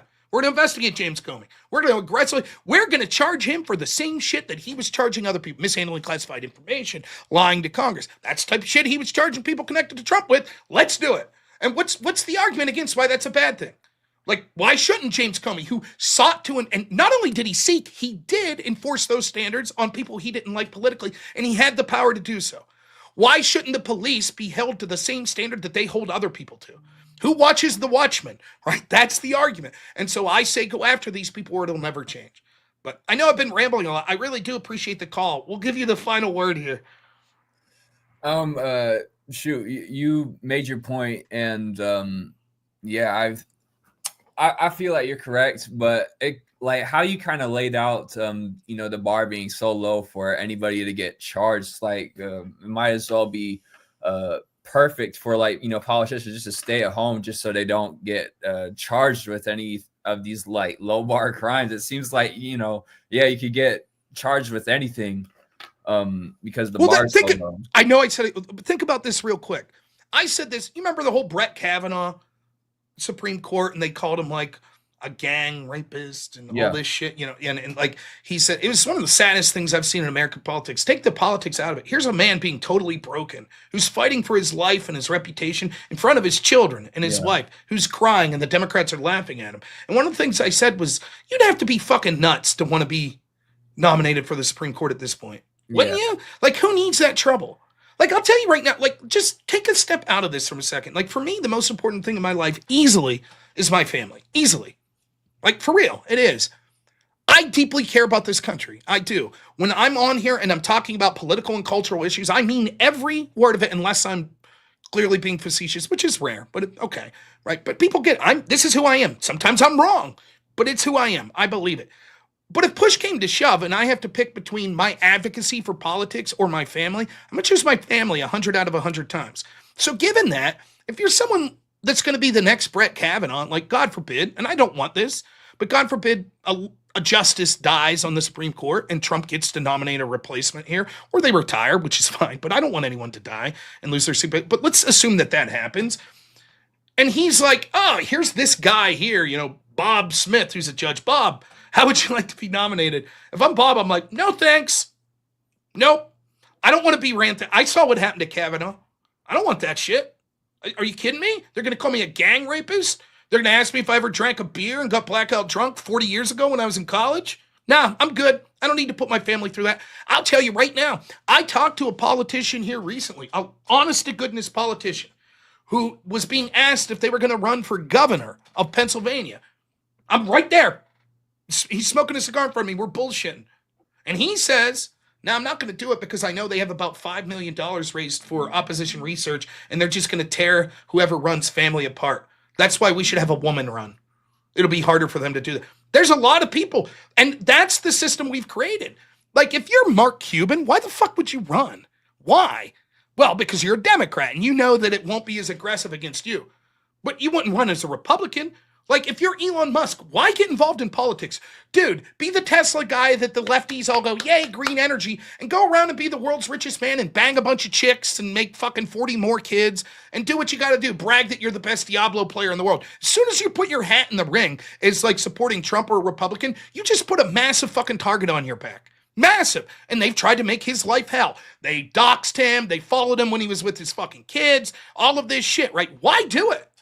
And so you're right. Like, the situation right now is there is a disincentive to run as a Republican. There's a disincentive if you're someone that's a public figure to come out and support Republicans. All of that shit. And so we have to change that culturally, and we have to change that legally. The other side needs to be held to this goes to every level. I don't want to do it. Do you think I want to be the guy at a wedding like, oh, fuck you. You voted for Biden. You voted for Obama. Of course not. But those people come up to me regularly and talk shit to me in events like that where I'm not saying shit about politics because that's where we're at culturally. They're morally justified. And so it's not going to... I advocated against cancel culture. I advocated for this shit for years. I said cooler heads will prevail. We must stop. We shouldn't engage in the same tactics as them. And what happened? It got worse and worse and worse. And then you want to know when the tide started to change? When conservatives said, fuck you. We're going to boycott Bud Light. All of a sudden it was, whoa, cancel culture is bad. Oh, it wasn't until the other side fought back with the same tools you use that all of a sudden you're like, whoa, let's pump the brakes. So, Hey, a lot of like I go to college, and the atmosphere for like right-wing thinkers over there, is about as well as you'd think. And they're getting really good at like sniffing out who's a conservative. Like, I just walk around there dressed in like a black shirt, black jeans, black shoes, and I'm standing up tall. I'm a white dude, and they go fascist. They're like, this guy's a fascist. He's dressed like the SS, and like it's fucking crazy. Yeah, when I went to college in 2003.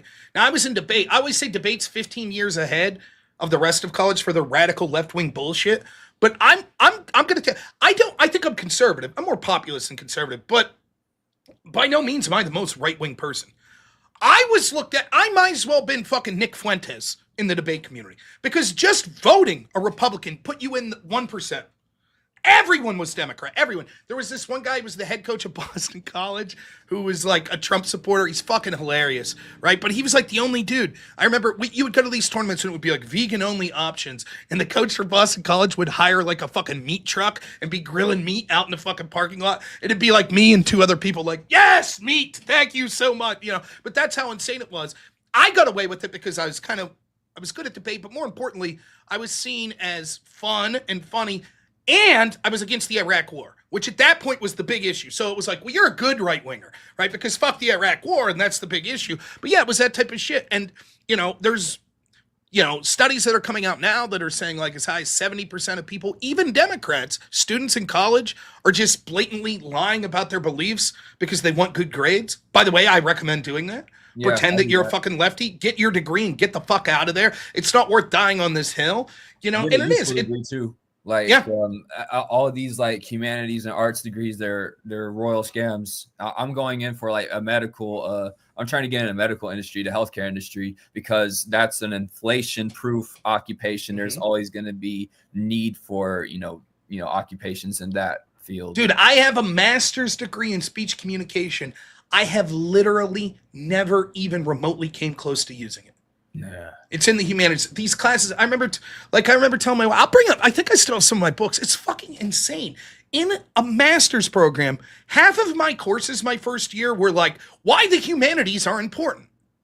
You're taking courses justifying the existence of the course. Do you think that fucking people going to medical school are taking courses like why being in the medical profession is important? Or engineers are taking courses why being an engineer is important? Of course not. We all understand why engineers are important. We understand why doctors are important and nurses are important and medical professionals. We all get it. We don't have to have classes justifying why it's important.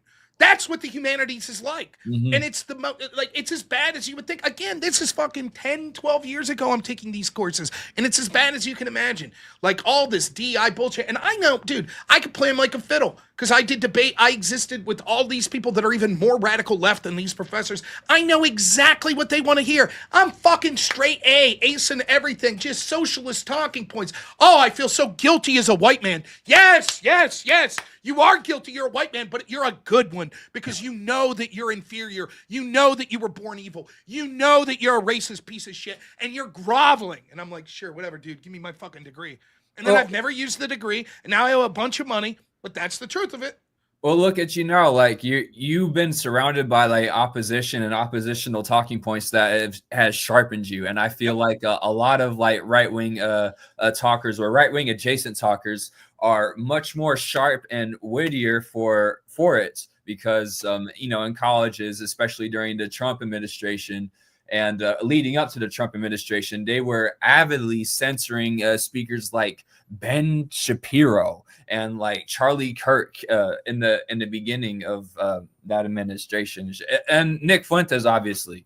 Now I'm starting to see him get the reins loosened off of him a little bit. Now he's a huge influential voice of people in my generation and younger, Gen Z. Well, and that's what happened. Yeah. What you don't realize, again, I promise I'll let you out on this, but again, when people talk about well, all of these people on the media space, your Charlie Kirks, your Fuentes, your even like Joe Rogan and stuff, this didn't happen organically. The reason that people became big in these spaces that are non-left-wing voices, not just right-wing, but non-left-wing, the reason is they had no choice because the traditional avenues, academia, the left-wing media, they censor out all that. And so, okay, where are you going to go? Here's social media. Here's how we could have access to millions of people. So we'll just go there. We'll start our own thing. And they had a stranglehold on that. That's why they understood. I can't tell you how many times I said to the Democrats, Elon Musk buying Twitter is more of a threat than anything Trump could do because they rely on almost total control of the narrative. They can't defend their fucking shit positions. They can't.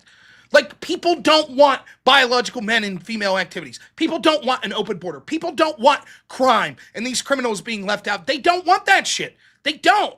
They don't want their money being sent by billions of dollars overseas, right? They don't. That's not to say that there's not a ton of shit to criticize Republicans, a ton of shit to criticize Donald Trump. Of course there is. Of course. But we got tired of fucking being told that we couldn't talk about issues on these other platforms or we couldn't get a foothold. So we go to social media. So they realized it. They're like, oh shit, we got to control social media too, right? We'll pressure them through government entities, NGOs. We'll fucking have the people that are running them, they're coming from academia that are left-wing. So they're going to enforce their left-wing policies. And then comes Elon Musk and they're like, oh shit. Uh-oh. People will be able to have an unfettered voice. And that's sort of like, imagine Nick Fuentes, like him or hate him. I'm not advocating any of his beliefs. I'm just saying, you're right that he's becoming influential, right? He can't ever have a voice on traditional platforms, right? So, okay, let's go to a place like YouTube. YouTube ain't gonna allow him to have a voice there. Okay, fuck it. Then let's go to Rumble. Let's start my own thing. And then people are like, how did this happen? Like, we need people that are doing that shit. You can't get people that are doing that shit because they don't have to do that shit because they have access to these traditional platforms. So there's no need for a left-wing version of Nick Fuentes because Hassan's already on Twitch. Like, the fucking lefties are already on these traditional platforms. Right? That's what's happening. And so when you wonder, people are forced, it's like if you go into prison, it's fucking amazing how innovative some of these prisoners are. And many of them aren't like super high IQ people, but you look at the shit they come up with, you're like, holy shit. Yeah. How could you develop booze or weapons or entertainment options with the limited amount of resources? Yeah, because they're forced to. Because their resources are so limited, it forces them to become innovative. Yeah. Same's true of the right. That's what happened. You forced us to become innovative. Limitations breed creativity. That's right. Mm-hmm. So, Hey, All right. Artwork, thank you so much, man. I'm gonna go grift to try to get this goal. Man, Thank you. always I think this is the first time we've talked, but fucking loved it. Call in anytime. This is the second time. Okay. The first time was like a really mild introduction, like, hey, you know, I'm a big fan. I don't know what I'm going to challenge you on because I agree with you on a lot of stuff already. So today was the first time, you know, I was, you know, a little challenging. Not It's all right, man. I fucking love it. It was a great conversation. And I think it makes the show go good when there's someone to have a dialogue with. So thank you, man. Appreciate your donations, your support, and calling in. Call in anytime, man. Dang dangle. Thanks, man. See ya. Great call. Let's get to some super chats. And what the hell are we doing? We're only at 59%. We only have a half hour left in the show. Ah! But that's okay. It's a lovely day, right? Like, it's a lovely day.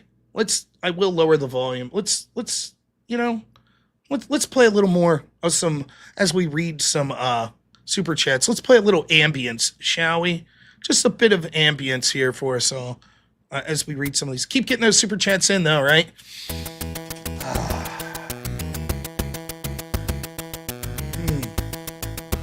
Just imagine like a meadow with fields, bunnies frolicking, hopping around, John Bolton being let out in handcuffs through this field, children skipping rope, buying ice cream from an ice cream machine, an old couple feeding geese, John Bolton's wife's underwear drawer being ravaged by FBI investigators looking for anything. Oh, man, what a lovely day. Just an absolute lovely day. How long, Nate? $10. We'll lower the ambience a little. How long, Nate, for $10 says, don't just type your comment, say it with the chest in the super chats. Damn right.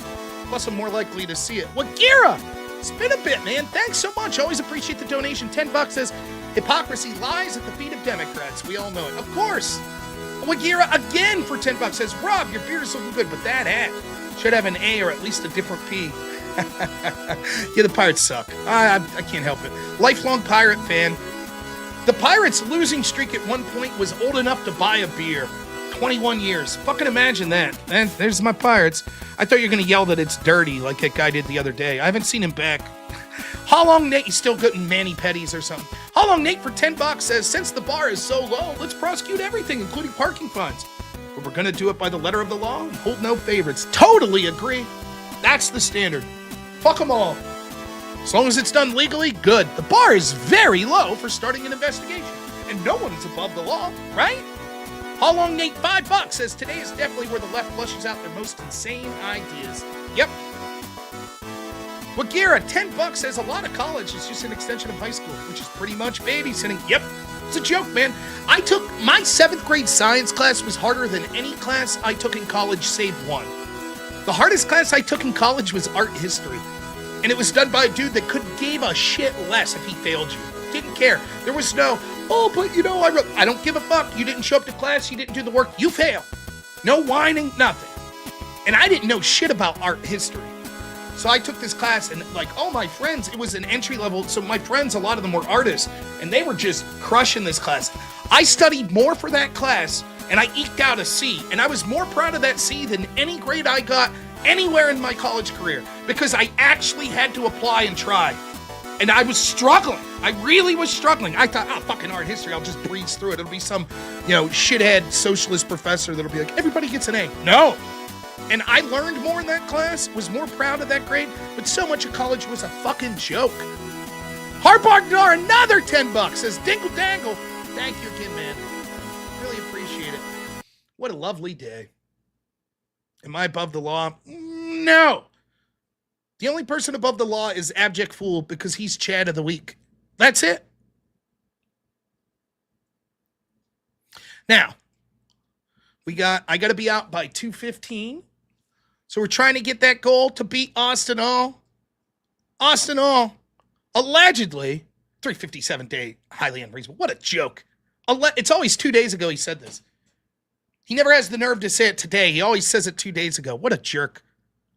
Allegedly, Austin Hall believes he's above the law and yet has never been Chad of the Week. Just saying. So we can get to that goal at 357. I know we can do it.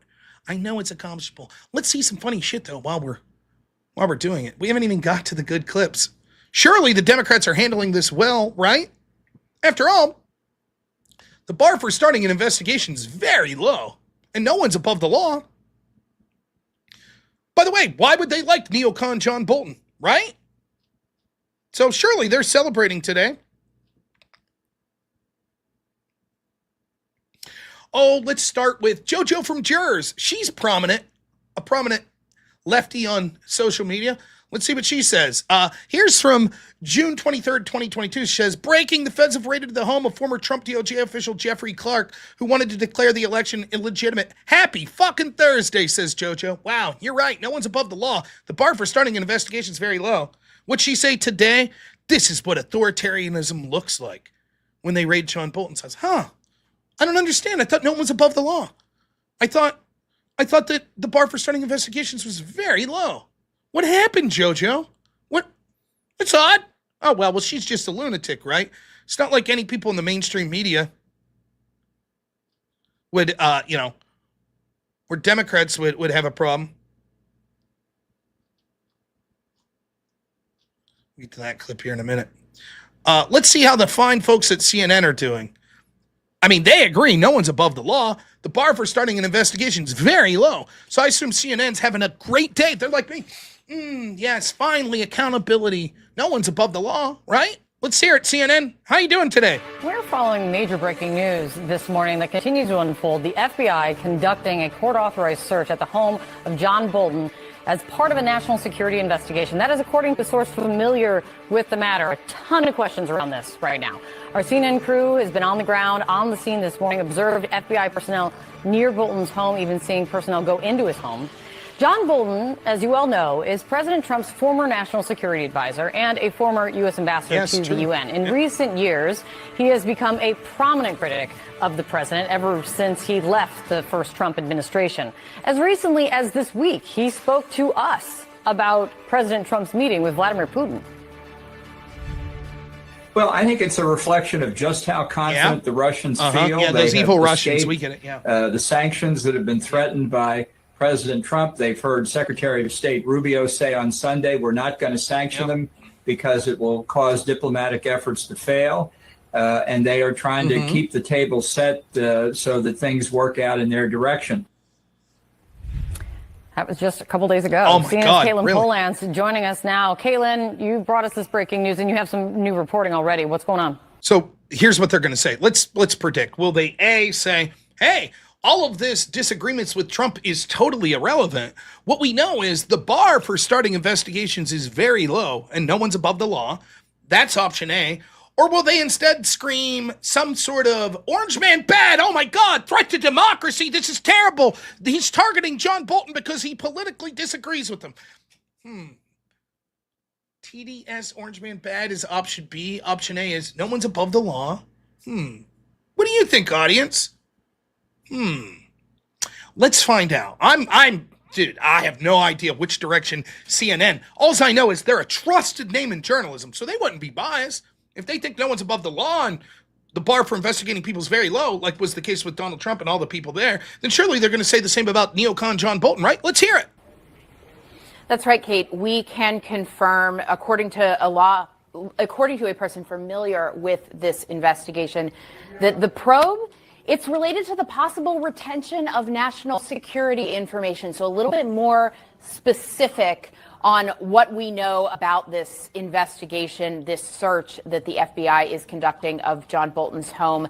Not only is it about national security, it is about the retention of national security information.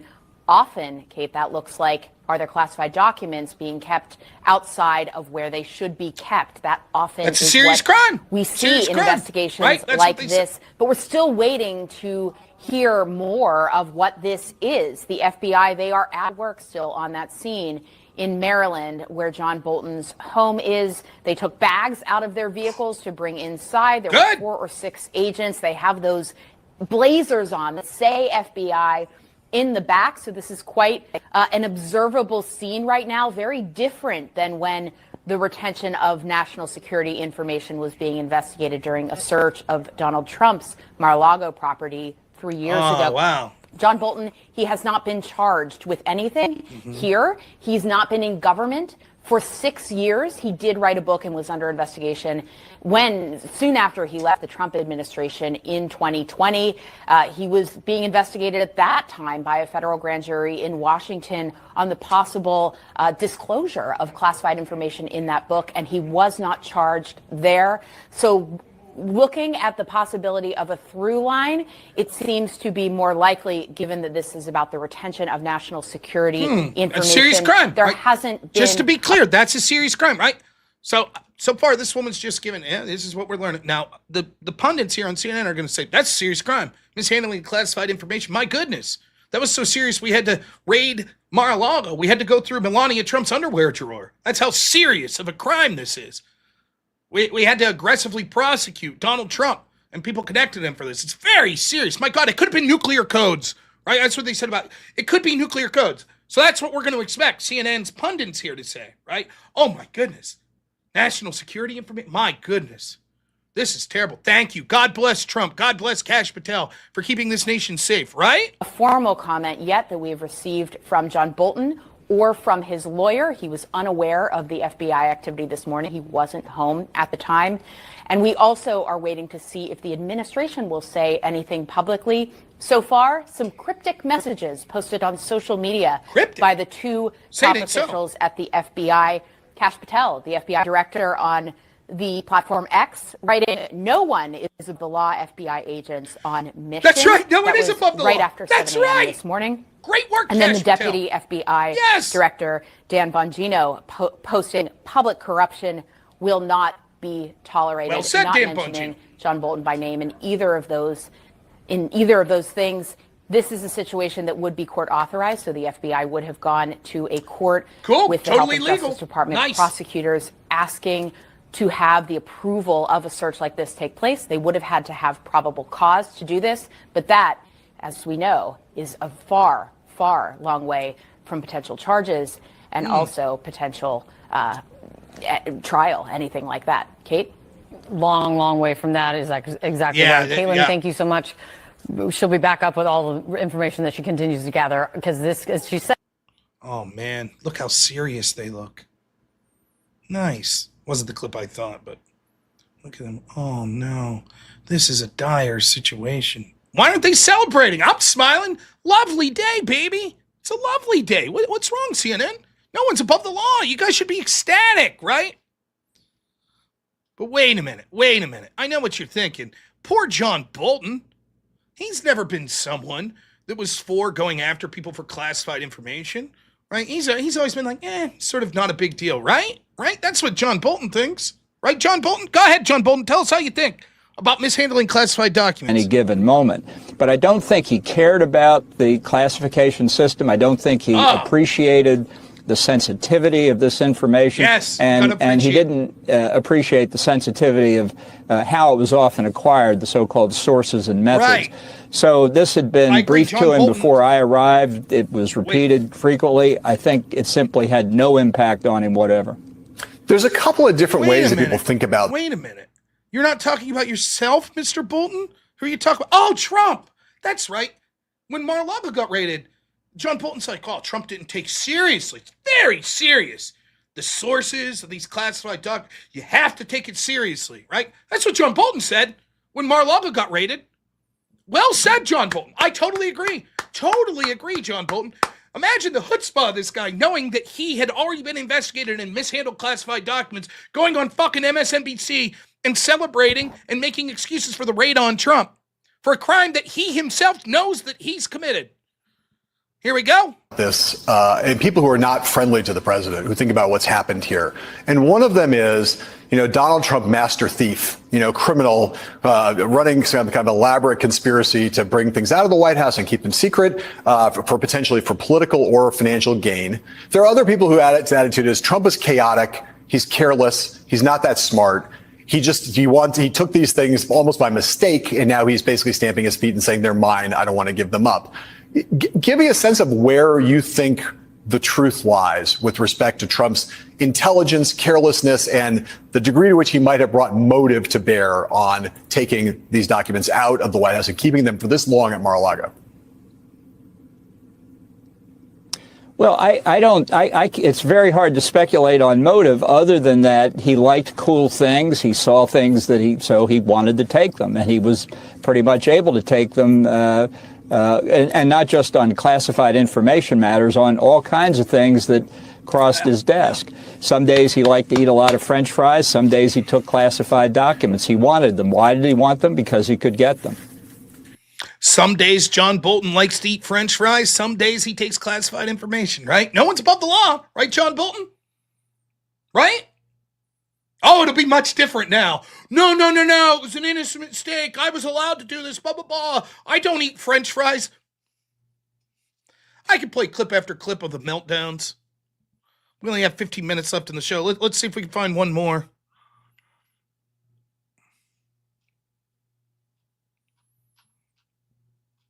I know I got some.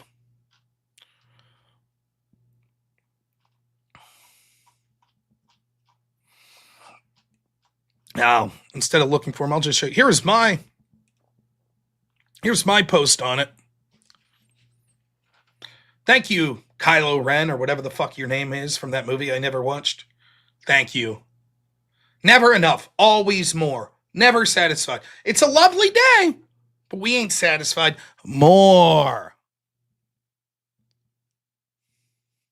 This has been a great show. I'm still with you for 15 more minutes. 15 more minutes. But I just want to take a step back. What a great day. What a great show. Calls have been great. Look, we're not at it. You can make it perfect if we reached our dono goal. We could do it. But it's a great day. Nothing's better than seeing people held to their own standards and then becoming pearl clutchers. How dare you do unto me what I wanted to do to you? How dare?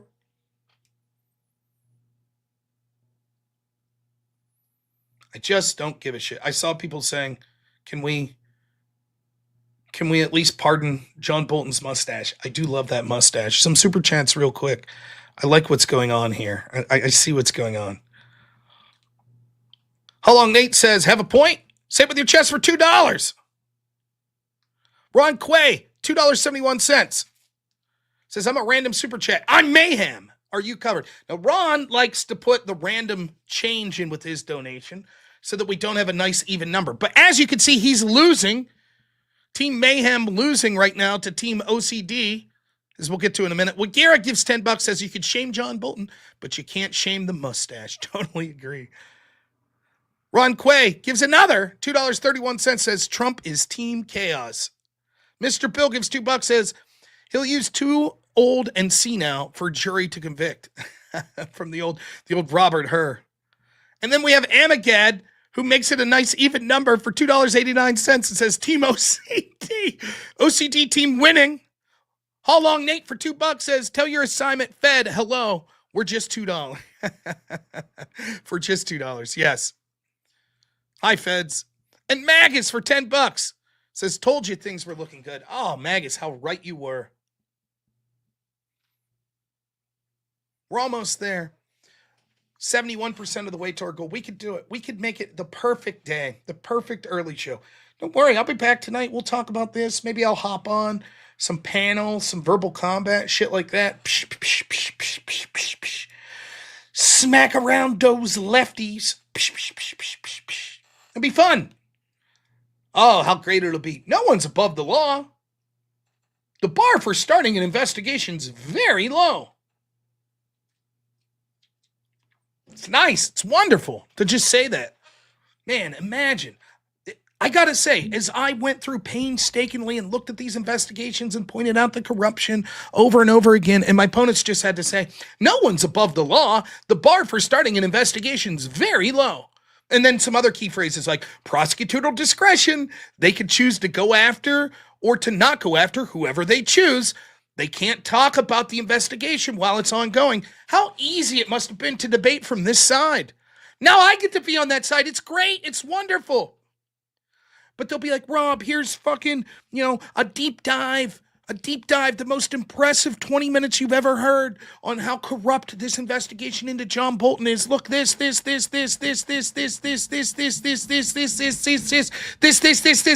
I'll say, that's interesting. No one's above the law. The bar for starting an investigation is very low.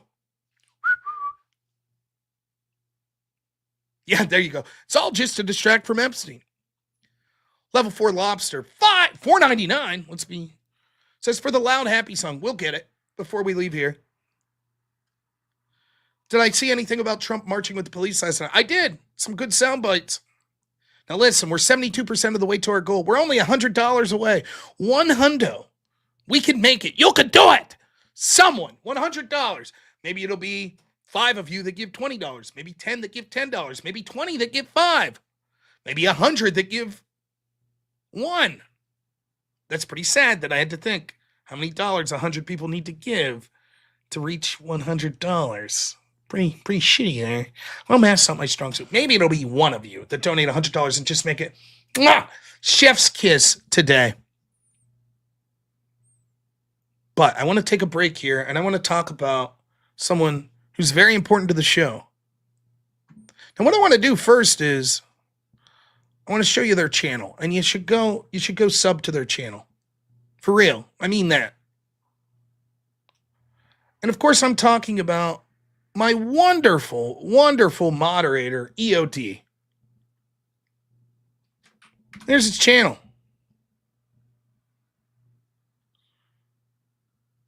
There he is. Go check out that channel. Look at him. He's a great mod.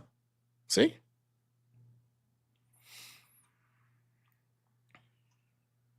How Long Nate donates $2.61. Thank you so much. Now, the reason I want to talk about EOD, he says, woot wrong. I want to talk about someone else real quick. I see him in the chat. I saw him. Oh, maybe he left. There's another one of my mods, Achilles. Now, Achilles was here last night and EOD wasn't, which is totally fine. That's not the issue. However, the issue is this. EOD always does this clever thing, right? See how he'll say, be sure to get your super chats in, $357. Sometimes he'll slip a 1 in there and he'll put $1,357. It's clever. It's very clever. But last night, in honor of EOD, I put my goal as $1,357. And wouldn't you know it, we reached that goal. But unfortunately for EOD, because Achilles and Are We Not Men were here, they're going to go real hard, particularly Are We Not Men, who's sort of a scoundrel. He's going to go real hard at EOD. The one day that EOD wasn't there, we hit the goal. So it's going to get real the next time that both of them. There's going to be a bit of shit talking, but that's okay. Oh, OCD team's going to win because YouTube won't let them super chat right now. But you're still winning. We're at $260.60. I promise we'll end on Loud Happy Song. So that's about a 4-minute song. So that gives me about 4 minutes to poke and prod you all. We're poking and prodding, trying to get $100 more. Actually, $97 more. Is that right? Yeah. $97. You can give $100. No one's going to care if it's $3 over. All joking aside, we've had fun today. I've enjoyed this show thoroughly. Enjoyed the callers. Enjoyed the mocking of these scumbag, shithead lefties finally being held to the same standard that they wanted to hold other people to. It's great. It's wonderful. All of that's true. But man, you can't just take a step back. First off, this ain't shit. I want to see criminal charges. It's a good step. John Bolton's low on the scheme of people that need to be targeted. Fuck John Bolton, though. I want to see those people that were at the FBI. I've said this over and over again. Those are the real villains.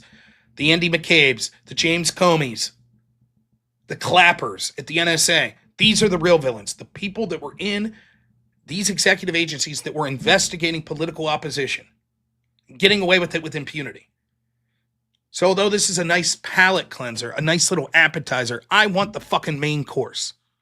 And I don't know that we'll ever get it. And just raiding John Bolton's house isn't putting him in handcuffs. Let's see those fucking handcuffs. Let's see the perp walk. Let's see the mugshot. That's what I want. But it is amazing to me to see how the same Democrats that are out there flipping shit today about Trump being an authoritarian couldn't see that this was the obvious fucking predictable results of what they cheered on.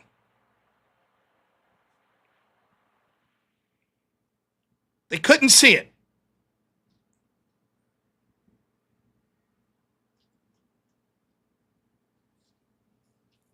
Oh, look at that. How long, Nate? $2.83 says calling out Team OCD. Snap. Ah. $2.57. Amagod says, I feel called out to make it exactly 266 and 75%. Nice. Look at that. Even numbers all around. The donations have been incredible. Don't get me wrong. I'm still pushing till the very last minute. The grift must continue. I'm still pushing, but my goodness. Thank you guys for your incredible, generous support. Again, Abject Fool, thank you so much last night. Fucking dominating. Unbelievable. Shout out to Tiggle, who was a close runner-up. You got to go back and watch the show. Unbelievable. The last half hour of the show was fucking intense. Crazy. Just absolute craziness. How long Nate gives $2.79. Thank you so much. We're back to Team Chaos winning. Now, my friend Level 4 Lobster wanted the 8-bit song at a louder pace. Lovely day. I'll sit here and nod my head and enjoy it one more time. But I'm going to set up a raid of someone. Who are we going to raid? Oh, let's see real quick. Who's on tonight or today, this afternoon?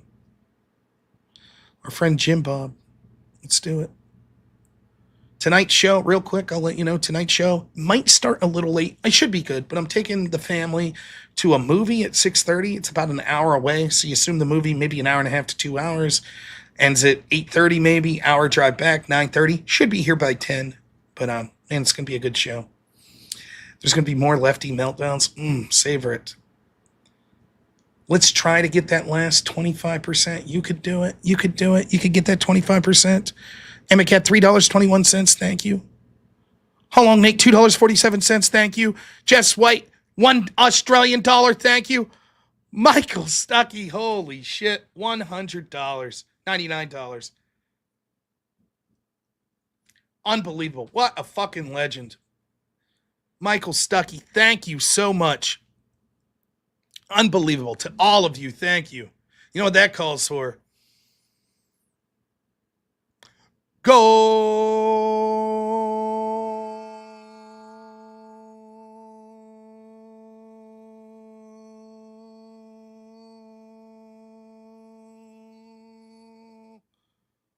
Unbelievable.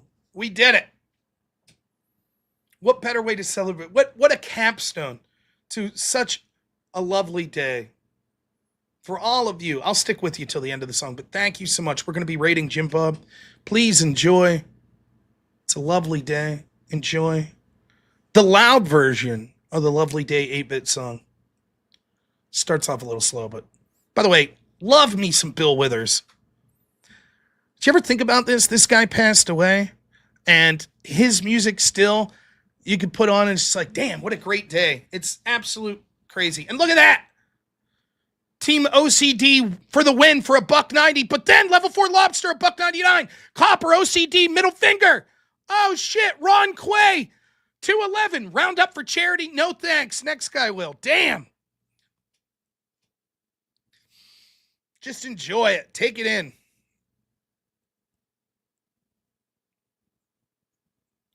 Then I look at you and with me. It's how I feel with my wife and kid, too. You got a shitty day, and it's just like, oh, yeah, I have the best family in the world.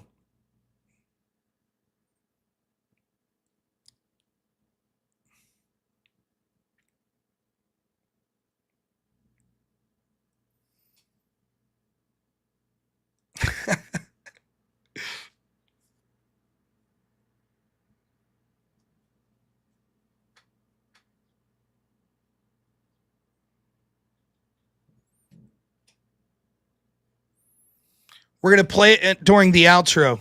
Oh, you can't hear it? Fuck. Are you kidding me? What a fucking goober. I thought we were jamming. What are we doing? Here we go. Sorry. Boomer Rob strikes again. Let's try again. I'm going to play it during the outro, man.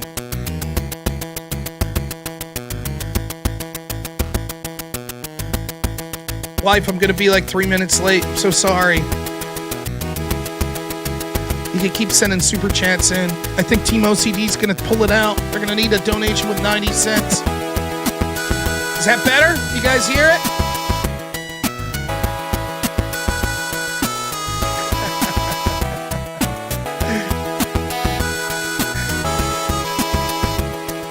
Quick $1,000 donation here.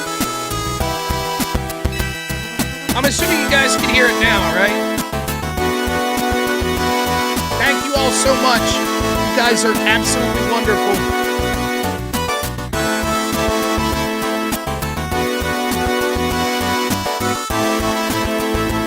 And again, fuck 90.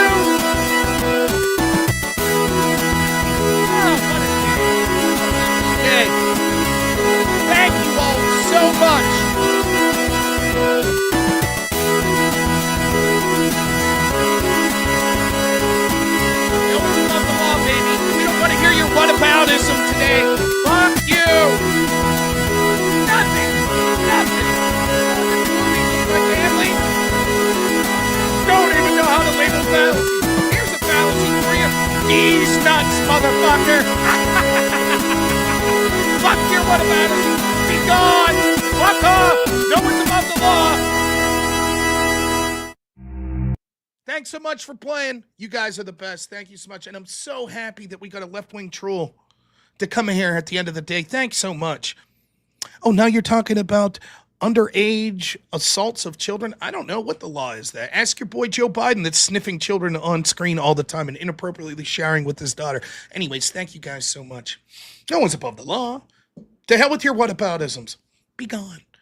You guys are the best. Enjoy this raid of Jim Bob. A great dude. Love it. Should be a good show. You guys are the best. Thank you so much. All of your generosity. We'll be back around 10 p.m. tonight. I'm going to pick up my man at school and taking him to the movies. The Bad Guys Part 2. You see, the bad guys also aren't above the law. Only one person's above the law. There's only one person, and that's Abject Fool, because he's Chad of the Week. And I've been told, it's not like a law or anything, but most law enforcement's willing to sort of turn the other way, at least on petty crimes, if you are Chad of the Week. So only Abject Fool. Thank you guys so much. We'll talk to you all soon. Did I miss any super chats? I don't think so. Looks like Team Chaos wins $489.15. You got the outro for Team OCD to get it a nice round number. Thanks so much, everyone. We'll talk to you all soon. As always, have